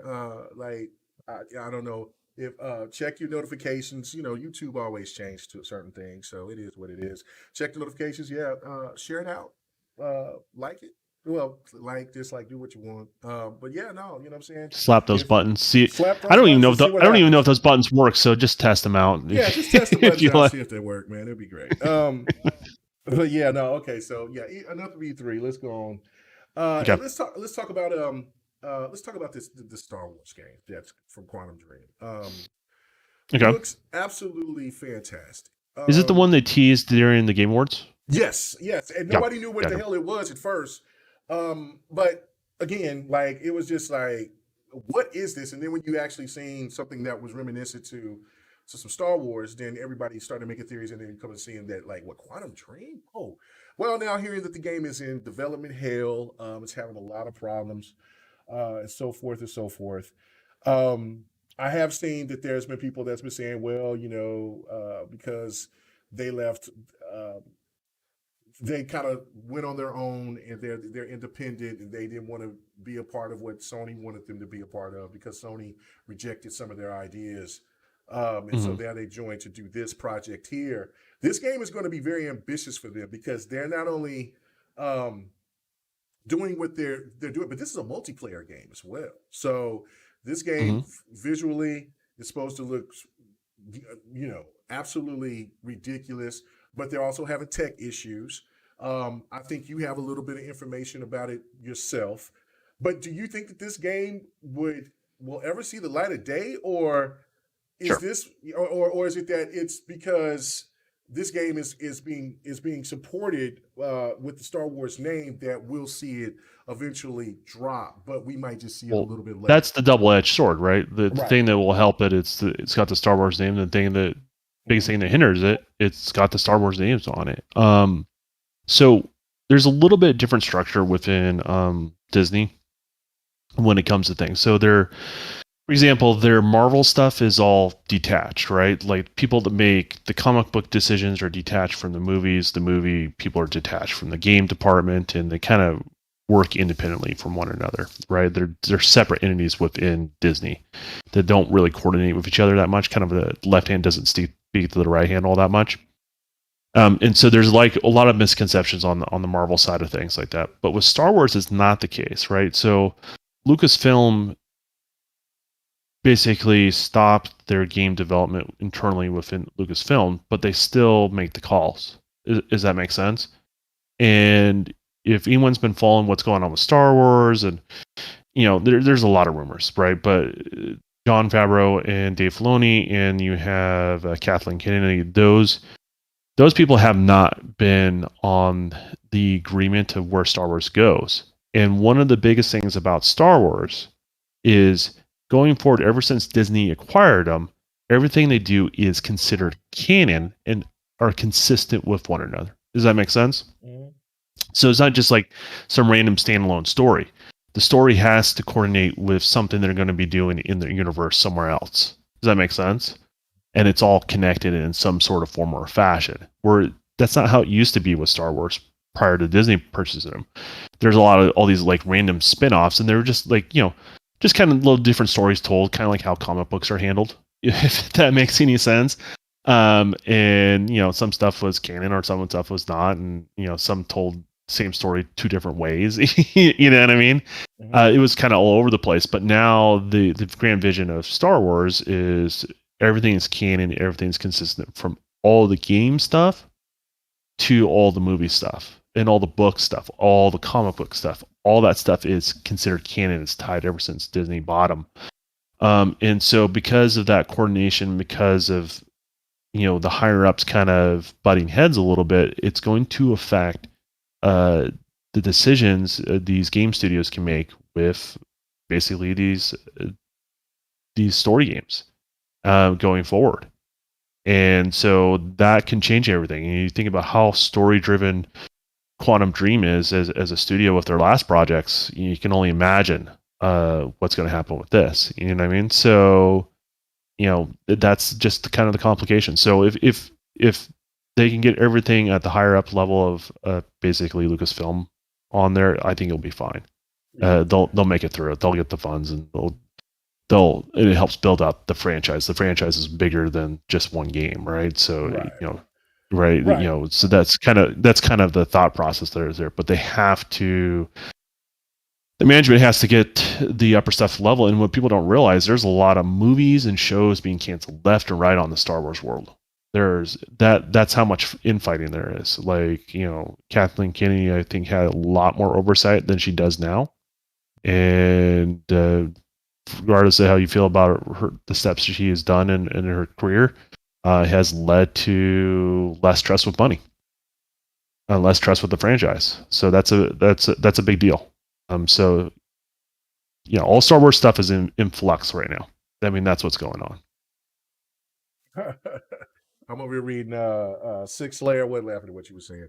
Six Layer was like, I wish you guys was on. Yeah, like I don't know, man. We kind of it was kind of a random thing, but yeah, we've been off almost 2 hours here about Six Layer. We're gonna work on this. Yeah, we're gonna work on it. We are the shit show of the internet right now. Like when it comes to we are so inconsistent, coordinated and stuff like that. But yeah, we're committed to getting better. Yeah, 2022. We definitely plan on doing it. I know we said it in 2021, but yeah, no, it's a new year. Yeah, and you finally beat Halo Sunday. Yeah, I did see that you posted that in the DMs, man. Congratulations. What'd you think of Halo? But to want to talk about a couple of these other issues that's going on with the game, that's basically saying that Quantum Dream is looking to sell themselves to, and this is why they had some PlayStation fans that was upset with Quantum Dream, because they was trying to sell themselves to Sony after Detroit, which I thought Detroit was a phenomenal game. I thought it should have been a nominee for Game of the Year. They, Sony, I guess, didn't want to bite, and then Sony wanted them to make other different types of titles that instead of giving. So they want to divert their resources to more popular titles within the the Sony portfolio. Right, is pretty much what I'm hearing. Right, and Quantum Dream wanted to, they had this ambitious project, which I think this is the game that they wanted to do, and they pitched it to Sony, and Sony was like, no, and so then that dissolved the relationship. Also, the issue. So did they pitch the Star Wars game to Sony? Yes. Oh, yeah. There's no way. I mean, here's the thing. So people don't realize, like, for something like that, there's not a lot of money in that for Sony. Well, yeah. How much they, and they've already kind of experienced this a little bit, I'm sure, with the Spider-Man stuff. Like, yeah, I'm sure they made a great game. Yes, they sold a number of units, but who's getting that cash? Those licensing rights from Disney are expensive, super expensive. And that is the double-edged sword of working on basically a franchise from Disney. It's, right or wrong, is just what it costs. It's just the business side of things, right? Mm-hmm. So I can totally see both Xbox and I would say both Sony passing on that sort of deal because of the cost of the licensing rights for that sort of thing. So right, and so they tried to pitch it, but there really wasn't too many buyers, and then eventually they Lucasfilms was like, okay, let's go ahead and try to work on it. But now the issues with this game, it's called Eclipse. The engine is causing problems. They're having problems with the limit. They have a limited amount of NPCs at this point. The studio is struggling to create the multiplayer side of the game. The game has been in development for over 18 months, but the studio still has no playable version.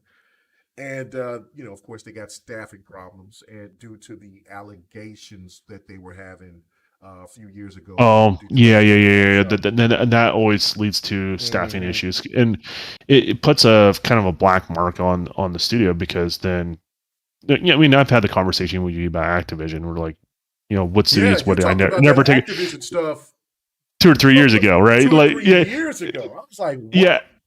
And I told you, I would never take a job from them.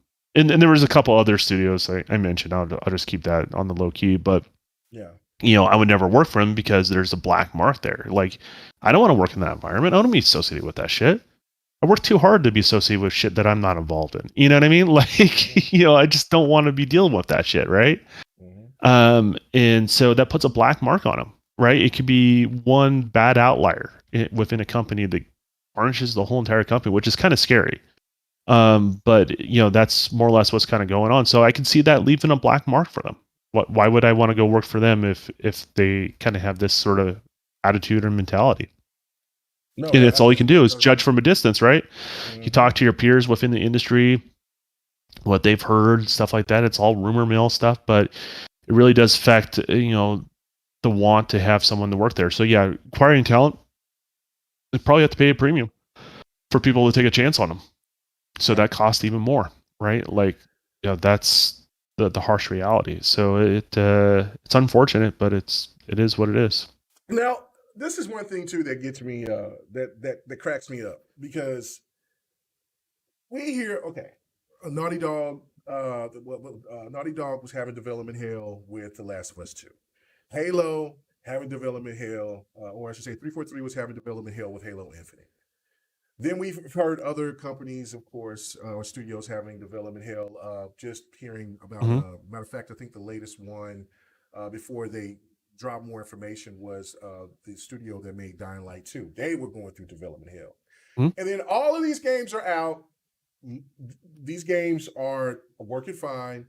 Not that many issues. Gameplay feels great, but other people might have issues, or maybe with story or content, things like that. But for the most part, those Yeah, I games mean, work. there's Yeah, nitpicks you yeah, can pick apart of them, but for each but game, they're but they're you all consider out. And then we just find out about the whole situation. Matter of fact, I do want to touch on that too, with the whole hours aspect of it.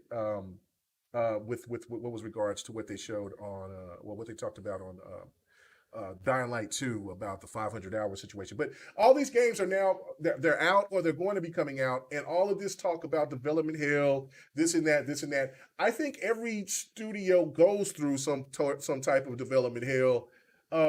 I think that some people just kind of take this and make this into like a story, but really it's a non-issue. Is that am I on to something with this, or is there it are really? Yeah, issues. yeah, I wouldn't say they're non-issues, but it's such a narrow, dogmatic view of the problem as a whole. Does that make sense? yeah. Here's the thing: the best products in the world, and I don't care anything in entertainment, sometimes requires a little bit of pushback. Does that make sense? Mhm. There's a certain point that I call it the forging process, right? Of making a piece of entertainment where it really does refine and define a product. And so that in order to get like outstanding product, I think there's got to be the little bit of pushing against those limits, a little bit of that pushback in order to push even harder to make a better product. And part of that is you fumble a lot. You screw up a shit ton to get there. And it's part of the process in regards to that. And it's always a hard struggle for people to understand that are not in the development space. It's hard for publishers to accept as well. It's really hard for publishers. You're like, I really want you to be at this mark, because they start looking at how much additional money they're going to have to invest in making this product, right? But the process requires failure. Good products require failure, but not accepting that failure, and that's kind of the trick to making good games. And not, some games they're not highly considered one of the best products out there. Some of them may go at development hell and they don't come out the other side okay. That happens, right? But just because they're having challenges doesn't mean they're not going to be able to put out a good product, if that makes any sense. And doesn't mean it's in trouble. It just means that's where they're at right now, and they have to buckle down and figure it out. I mean, there has not been a Halo that has not been through challenges. Every single Halo 1, Halo 2, Halo 3, Halo, I would say maybe ODST didn't have as much of a challenge. Maybe, and Reach maybe not as much of a challenge in production, but 4 or 5 and then Infinite. I mean, all of them have had challenges. It's just how that stuff goes. I think people put too much weight behind it, if that makes any sense. Right. Yeah. No. I do agree with you about Eclipse. Is that game will because it has the Star Wars backing that it will or Disney backing that Just it will. depends if basically Lucasfilm just says, well, this is not the direction we're going to take the franchise. That will Well, get the game canceled, well, and that part they is true too. So, and that will have nothing to do with their performance. Harsh reality. mm, okay. Yeah. Nothing to So do with them at all. It just means like, hey, we spent all this money. We're going to have to spend this much more money get a product out of you. We'll just cut our losses. And it's nothing they did. And that's happened with Star Wars projects before. You got to kind of keep that in mind. Like oh yeah, the 1313. Yeah. 1313 is one of them. The Hemingway, or is it which we call it? The gal that worked on is it Amy Hemingway? Yeah, Amy She worked on the yeah. story portion of it, but there's someone else. The person that worked on Assassin's Creed, I forget her name. But basically, she was working on that project too, and it was kind of a third-person bounty hunter style game. Yeah, Yeah, that was the 1313 game. I thought that's what it no, was. there's two of them. There's two of them? 1313 Okay. was the original one, Oh right? wow! And then they had another one. And then they kind of took the concept and ran with it. And we had that like kind of slow tease when they went through the doorway and all that sort of stuff at like an EA conference. That was canceled too, and those were both canceled for story reasons. Yeah, I mean that's just the harsh reality. That So is- like, if you think about the Star Wars stuff that releases on EA, they release so like the Battlefront and stuff like that. That's considered Star Wars canon. That's the reason why it got released, regardless of how you feel about the microtransactions and some of the other stuff that's on there, which is not just EA's fault. Those how to make money from a project that also has to be signed off by Disney as well. So they're both kind of part of that whole thing. So it is what it is. It's interesting. It is very interesting. Okay, all right. So two more. We got two more topics, and then we're going to move on and get out of here. But I do want to kind of just jump on to the hour situation. I thought that was kind of crazy to see people complain after they were showing they posted saying that Dying Light 2 was going to have up to 500 hours of content. And so people were, the game's too much, blah blah blah blah blah. So then they came back and says, look, you can beat the game in 20 hours. That's a So 20 hour that campaign, and that image you sent out, that was a reactionary to that. Yeah. And so Okay. people were, making this point, and so Jez posted like, okay, so now you was complaining about too many hours. Now you're complaining the hours are too less. And I'm like, okay, Yeah. I get it, right? Like now it's gotten to the point to where it's just ridiculous. People just want to get in here and say something just to say something at this point. Like, how is it that 1 minute that you can sit here and you can tout about a game that's anywhere from 8 to 10 hours, like Resident Evil 7, I believe, or 8, Village, and then love a game like Halo Infinite or this Guardians of the Galaxy game, which I'm looking forward to playing that game because a lot of people talk so well about this game. So now I got it, so I want to get a chance to try to play it. But then yet on the other end, well, that's just 20 hours is less, and then 500 hours is too much. Listen, I am always been a person that and it started with me with Shenmue. When I played Shenmue, that was the longest game that I ever played, and at that time, and I was like, whoa. You find value in the found time you spend. in the time that I spent into the game. Yeah. Not everybody has to play a game that long. I'm not going to play 500 hours of the Dying Light. But when you said that there was an option that I could play up to 500 hours, that perked my interest, and I'm like, oh, I'm going to support that game now because I know that I'm going to get my money's worth. The biggest fear for me is when, like with the Resident Evil games that's been out here lately, is that they're too short, but they're asking me for $60 plus. And I'm like, yeah, they look great.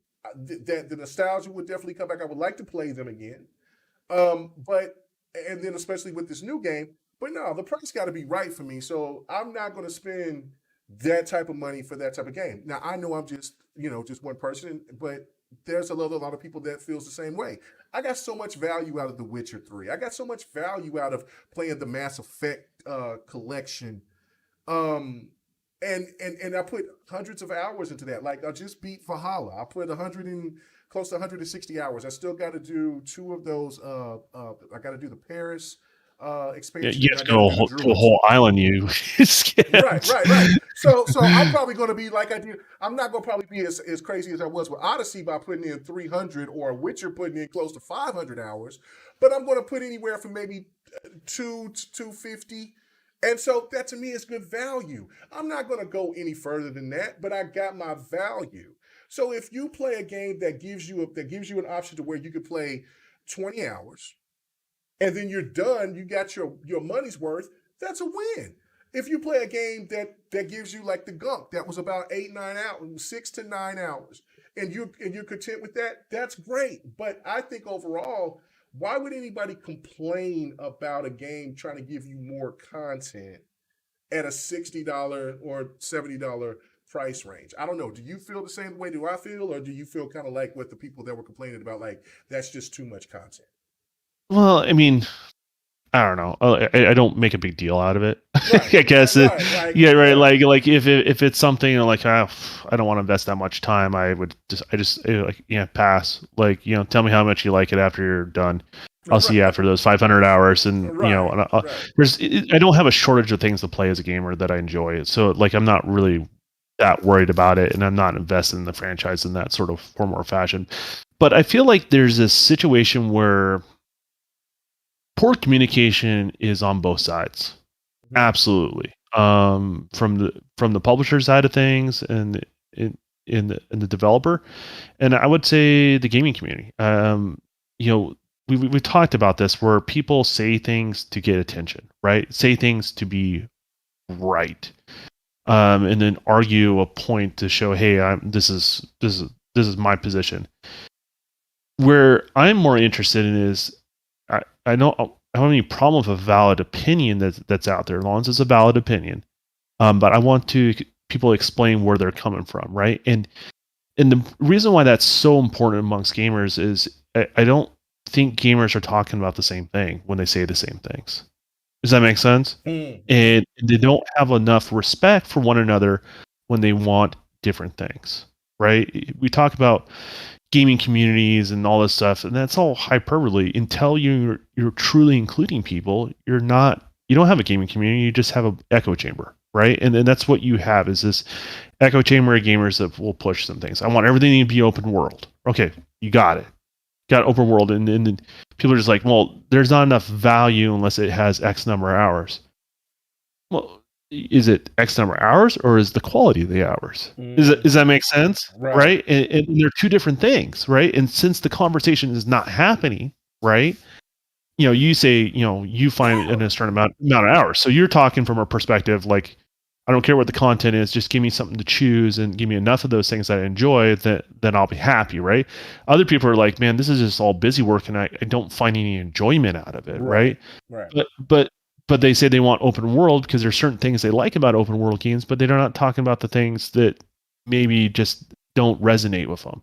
And then you got the publisher saying, you know what sells? How many hours our game is. Right? Mm-hmm. And they're just doing it as a talking point to sell a product, right? Like they want to sell you a product. That's why they're telling you about all this sort of stuff. And now they have the backlash. They're like, oh shit. So people got to own a little bit more than just the service. They have to explain where they're coming from. These long form, these podcasts where you shove like 6 different personalities and it becomes like, this thing where you only get so much time to talk. It has to be a longer form content, a longer form conversation for people to really articulate where they're coming from and really honestly reflect on what they really want in a product. Does that make sense? And because someone can say something really short, it's punchy and it gets attention, and the next thing you know, but I don't know, as a developer, I don't know what you mean. I have no idea what you're talking about. I just know you said this. And it's like, well, I guess what happens is the publisher will use that as an argument for push a certain thing that they would make the product more money, right? And versus me being creative and finding things that make it more entertaining. So it has to be, you have to have respect for your fellow gamers. Have to have respect for their fellow gamers. They have different views and different opinions. It's something I've always prided myself on. Me and Mega have totally different opinions on things like that, but I always try to Mm-hmm. respect K Mega's opinions, and for the most part, I think you try to do the same, Oh right? yeah. So Yeah. No doubt. Yeah. so, but those conversations are more in depth. I learn things in the development of my own product because King Mega comes from a different world and a different perspective on something, and I can introduce something and goes, you know what, I didn't really think about that. I now when I say I mean this, but there's also, you know, let's go more in depth about this particular subject matter of a game. So the conversation in the zeitgeist of the gaming community needs to evolve. We need to have more one-on-one conversations. I'm not saying Dev and the Gamer is the perfect format, but something more like this, something more in depth. And it needs to be a respect between much gamers. It doesn't have to be between two yes men. That doesn't get shit done. It needs to be more thoughtful, more heartfelt, and it's not just about repeating the same shit over and over and over again, right? And then what happens is it allows the people that actually create the product to have a more in-depth conversation with the publisher, right? You want to have positive impact in gaming, the thing you enjoy the most that you're so passionate to talk about gaming about. That's how you get it done, right? And sometimes you may not get noticed. You only get the 10 views or you get the 1,000 views or whatever it may be, right? But at least you put something positive out there, and something positive will come out of it. You know, and you just kind of have to kind of keep at it and have that faith that it will continue to do that. But you know, in the meantime, I think this is a situation where the publisher doesn't own it, and I really think the gaming community is not owning it. And this is just, I would like to see the two communicate better. I just, that's what I would personally like to see. So Yeah, me too. I think that it's like there's so many games that you know, I'm not a completionist, but there's games that I've thousands, but Mhm. you know, or got a platinum or whatever. But but to me, it's more of about the experience of the game that makes me stay with it longer. And I can understand, like Ghost of Tsushima, I felt was the perfect balance of time and content. Yeah, But then I looked at a I game think like, Halo did a really good job. I yeah, mean, me I too. mean, you know, all my critiques of Halo, I don't think it's the best Halo at all, like everyone keeps preaching out there. But Right. I would say that they did a really good job of pacing the open world and not making it too expansive, making these kind of like hub worlds and having the exploration that people like about open world products, right? But they also have the reward system that was meaningful, right? Like, hey, you got a skin, you got a texture. That's what people wanted for the multiplayer, right? Even though they didn't have enough of that stuff, but they still had it. So incentivized you. But you once you realize what it was, if it didn't matter to you, you didn't have to do that product anymore. It's very clear you didn't have to do that, right? And then you had those hubs to unlock certain areas that you can fast travel, right? Pretty standard sort of practice, the fobs or what they were called, right? And then they had the what was the last thing? Oh, you would free the Marines, but there was advantages to freeing the Marines because you would unlock different weapons you can use in the campaign, right, as a loadout. So you know they did a real good job of making it kind of dense, not wasted, and then if it's something that doesn't interest you, it's very easy for you to pick up on. I don't care about this shit. I'll move on to this other thing. Does that make sense? Like you got it right away. Like that's the real incentive, and so people were able to go at their own pace in regards to that. So, and then they didn't fall into the trap of just saying it's X number of hours, just because it depends on how someone plays it, right? So, Yeah, and that's to me is like I put that like, okay, let me look at a game like that I beat last year for the first time, which was Devil May Cry 5. mhm. And that wasn't an open world game, but I mean, I think I got what about 35 hours into it. I mean, it was amazing. Like I get enjoyment into games that gives you, you know, some content more, and I can play a game like I said, like the gunk that gives you like 8 hours or whatever. But that game's a $25 game. You know, if you're going to give me a 60, you know, a 60 $70 game and you're telling me that 8 9 hours is good enough, then that game has got to wow me in so many other ways. And for some people, I understand it's convenience because, you know, they got other situations that they need to take care of and they just want to kind of get through the game. But nothing was more satisfying to me is when I get off work and then, or like when I'm playing that game, I first start playing that game that evening, and then I know I got to go to work. Like, damn, like it's damn, it's 1 o'clock, it's 1:30 in the morning. I gotta be at work, man. I gotta be at work at 6. All right, so all right, get up, and then I'm working, but then all day thinking about the experience that I have. So I go and I play it again, and then I play until, and then I got the week. I played it all week, and then I got the weekend to just The take that lasting the experience type lasting situation where experience. where it Right, sticks, right? right, Yeah, right, and to me, Like to me, that's the hard thing yeah. to. That's a hard thing to put on a billboard to sell something, right? Like, Mm-hmm. the most sticky gameplay of them all. Like it just doesn't work, right? Yeah. So for me, in my judgment of a game is a game that I can get lost in the world, just get lost and I enjoy it, and I don't realize how much time I'm investing in it, little or a lot, right? Right. Right.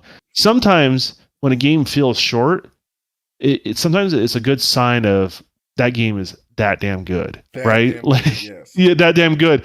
You didn't realize you spent 16 hours playing it, right? But it Right. was that much of a roller coaster ride. So for me, and that's, you can't see that on a box and say, hey, it's going to be this sort of product or that sort of product. It just, it just doesn't work like that for me. But yeah, that's how I look at it. I really do look at it as, kind of get lost in that world. And it doesn't have to be a certain art style or that art style, or, I just want things, my requests are simple. I want things to progress. I like sequels.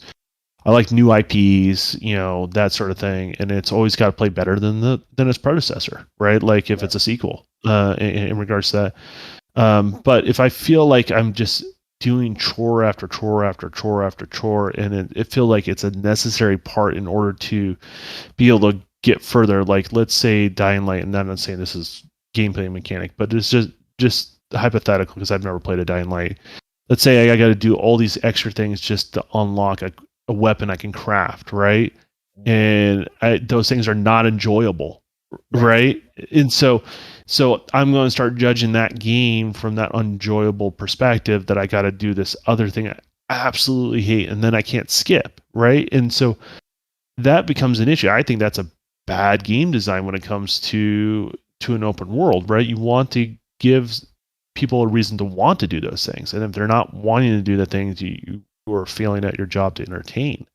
And you can't entertain everyone. I get that, but that's kind of more or less how I look at that sort of stuff. So yeah, and it's just like with Valhalla, right? Okay, so they give you so many of those raids that you can do within the oh yeah, right? But for people who like, man, I love the raids, man, I wish they had more. Well, then they got that added, raid where you can go and do a lot more of those. See, I love that. I love that when they give you the option, like, yeah, I love that aspect of it. Or like when I'm in that world and I want to go into a camp and I want to just take everybody out. If I can either sneak or I can just go balls to the wall and do that. Yeah, I understand that's like I'm stealing this from I can't think of his name, but he was on Xbox. He was a guest on Next Podcast, and he kept saying the word bloat. And so, but he's right. Like, yeah, it is bloat. But what game doesn't have bloat? Like it's only bloat if you don't enjoy it, right? And that's subjective, right? And then that's the problem, right? So, I don't always like playing open world games. I openly admit that I don't like to always play open world games. As funny as that sentence sounds, because I have to mentally prepare for them. That's a lot of investment and a lot of time, and it has to be something I'm really interested in doing. And if it is something I'm really interested in doing, those games are phenomenal. When they come together, they're phenomenal. But I don't discredit or add more value to them than, say, a game that's just going to have like a story campaign perspective, like a Gears, right? Like Gears is just straight point A to point B. I love the shit out of Gears games. It's one of my favorite franchises.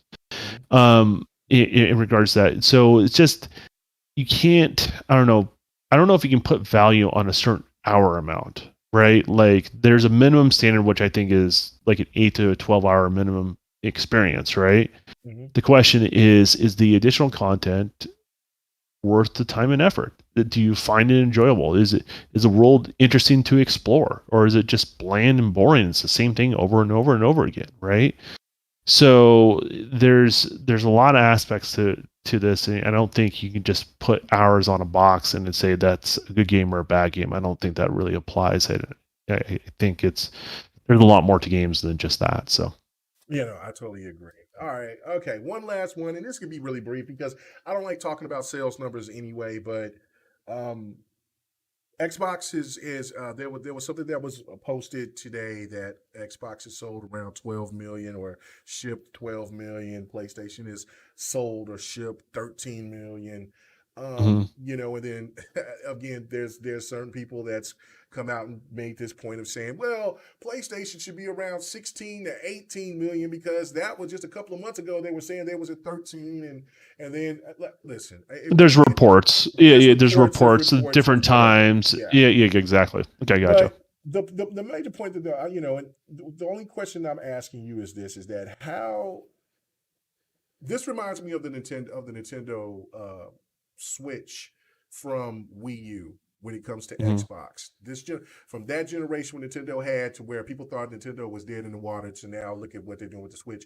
This I look at this and compare this generation already to that for what Xbox is already doing from when they were being beaten 6-8 to 1 or something last gen to now.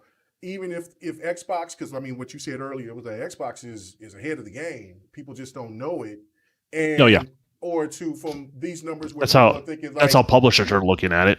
I yeah, should say. yeah, like to where PlayStation is 1 million or 6 million ahead. They're not too That far off where they were day to date with their previous console, right? Like uh-huh. their PlayStation 4 and how well it did. What is it, year two into their in actually it's year one, but you get where I'm going with that. Like Mm-hmm. second holiday season, like they're about the same place. So like that's the thing. So nothing's on a downward trend. Everything's on an upward trend for both companies. And I don't really find too much stake if the platform I bought is the most popular or not. You know what I mean? Like, Right. I grew up when everyone's wearing hammer pants. I wasn't wearing hammer pants. Like, Oh, I was like wearing that was weird shit. I was wearing hammer That, pants, sucker. That's what I yeah, was but doing. I'm just saying, like, there's a certain, there's a certain group of people that they need validation of what they buy. Like, I get it, but no, PlayStation's not doing bad. Xbox is technically ahead. Xbox is a brand right now, technically ahead because more things are cross generation, across the board. The way smart delivery works across the board, the fact that you have cloud computing, the fact that you have PC, it's all part of the Xbox ecosystem. It's all the same thing, right? Mm-hmm. So you look at from those numbers, Sony is not nearly as big as what Microsoft is right now, but it took Microsoft a long time to get there, right? Like they basically changed the conversation. Like they can't change the fact that Sony was doing well. They still haven't changed the fact Sony has sold really well. Like that hasn't changed for Microsoft. However, but they can change the parameters of the game, right? They can bring it into the field where they've done really well, which is scaling across multiple pieces of hardware. That's what Microsoft is known to do within Windows, right? So they are applying that same principle and they looked at where we're at in the industry and saying, hey, are we building games with all this bloat, right? And let me use that term again, but I'm I talking like about that word. That word is great for it. Yeah, I think that's a well, great but in the sense of bloat in can it run on lesser hardware, right. right? Like I don't need all those blades of grass. That doesn't affect my gameplay, right?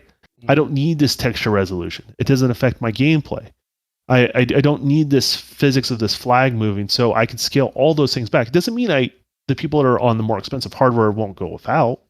It just means the people that don't continuously invest, they don't get all the extra features. That's all it is, right? It's not that complicated. And so Microsoft has positioned themselves in a really good way. They haven't hit the reset button, and eventually, I would imagine if things on older consoles are not selling well, or it doesn't become worth the investment to scale it down to the other product, that's when the industry will just kind of move on ever so slowly. Does that make any sense? Oh And yeah, so yeah. it's not a big deal. And then the people that still want to play on an Xbox One Fat, they still can. They'll be able to stream it essentially to that console. I mean, that was all part of the plan, right? And will you have the best experience? No, you won't have the best experience, but you still can play the game. But You you still still can have play the access game. to the game. And Right. that's what's important, right? So the barrier to entry on Microsoft's platform as a whole is really, really, really low, and that's the reason why they are the bigger of the two. But Sony's not doing any worse, right? Like that's the thing I think people need to understand as well. Is like it's not like Sony's doing bad. I mean, if both companies had another 10 million units to put out in the market, they would sell out. You know what I mean? Right. The biggest problem they're dealing with now is not the popularity of their products, it's availability of their products. And I think people, just need to chill out. Like both platforms I think done really well with this launch, and no one's perfect or anything like that, but it's not doom and gloom for any one of them. No. In regards to that. And just because one's more popular than the other, you shouldn't give a shit. Like you really shouldn't give a shit. And the reason why you shouldn't give a shit, because we're going to get more crossplay between platforms, right? Hopefully that will continue to be a push in the industry. So it doesn't matter if my friend buys a PlayStation. I don't care. Can I still play with them? Cool. That's all I care about. You know what I mean? Someone decides to go to PC. Don't care. Can I still play with them? That's all I care about, right? Like that's all I care about. Like I don't care if, I always take this back to TVs. Like, I don't care if you buy an LG and I buy a Samsung. Can we still both play the same games? You know what I mean? Like it just doesn't matter at a certain level. Yeah, you have your personal preference, and I do too. But like at the end of the day, it should be just the fact that you can enjoy a game and we can enjoy the game together. I think that's all that matters. So. Right. Yeah. Crossplay is still one of the things that I hope for, especially, with fighters. That would be amazing. Also with sports games, that would be That'd be awesome. Like a Madden? Yeah, man. A 2K, you can, man, like that just changes the whole game right there. Well, you talk about companies wanting to continuously keep their, because what they're doing is they're finding value in keeping their customers continuously engaged, right? They keep them continuously engaged. There's more of that segment will continue to spend money with them. Mm-hmm. That's the thought process, right? So if you have a player base that dwindles, say at the end of the season, like say like in Madden, it dwindles around spring. I guarantee you the player base of Madden dies down quite a bit in springtime, right? So if you're able to continue to keep them engaged with people and get them to play with others, then you're going to be able to make more money, right? So what happens when that player base dies on one particular platform? If there was crossplay, it was not even a problem. You just always have someone to play with, and it's a good time. So, yeah, no doubt. All right, man, you want to read what one bad mother just said about what he used to wear? You go ahead. No. You read that. I'm no. I'm not reading that. He said, "One bad mother, you're a fool." Anyway, all right, guys, thank you so much. I mean, there was still some more things to definitely talk about but we'll just talk about them on GRG. Definitely want to talk about some things from CES. There was some really cool things that I got to see. Matter of fact, I'm gonna watch it again probably tonight. Get some time in, watch some more of some stuff that I didn't get to catch. But I'm really, really getting excited about my Samsung televisions. People were so quick to be. Oh yeah. I'm really getting excited about my Samsung TVs, baby. I'm really excited. Well, did you watch that video I sent you on the QD OLED? Yeah, I watched it, and then I watched about a whole bunch. I watched a whole bunch of other stuff talking about it. There was two people that were pretty objective about the Samsung thing, and really about other people that show this type of content, basically saying, it's sell, they're sponsored by them, so of course they're gonna talk good about them. But the one thing that they only could bring up was the fact that they don't know enough about. They're on the OLED outside, right? They're on the outside looking in. Like with the video that you sent me, like dude was there, and then the other video that I seen from somebody else, they were there, and so like they had a chance to get their hands on the TV. So I'm really excited about it. But I mean, it's if you're looking about a television, I mean, even TLC is supposed to be really doing it. The Hisense is really coming on strong, and that's they're the ones really they're the sleeper. You have to worry about the TLC. The Hisense look like they about business, Jack. So anyway, that's something that we definitely want to talk about. We'll talk about Friday night, but thank you guys for coming and tuning in. I know that you didn't get the notifications. If you have not hit that notification bell, do that. We will bring the camera back. You'll get to see John B, aka Don, and then you'll get to see me in my furry beard, and then I'll keep pulling on him to let people know that it's weird, that it's real. But I do need to shave this thing. This thing it's starting to get out of control again. Yeah. But thank you guys so much. Don, where can they I thought you find had you at, man? I thought you had a Flowbee to fix that shit. No. Oh man, get some clippers and a dry vac. You got it, man. Yeah, the best thing to do is follow me on Twitter. Everything I'm doing is on there. It's the easiest way to kind of figure out what's going on with me. But I do stream live on Twitch, which is twitch.tv / the Don KTR.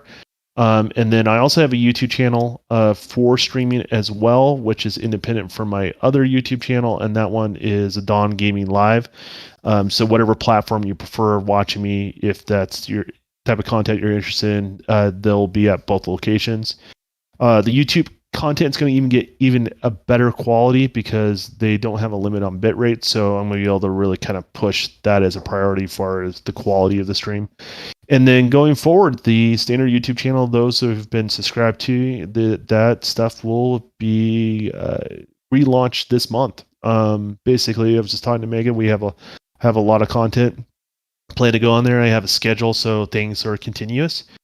It won't be a ton. I mean, maybe 12 or 13 videos a year or something like that, but content's going to be there, and then I'm going to up the production quality. That's the whole point of it. So that's why it's going to take a little bit longer. It's not just your standard, I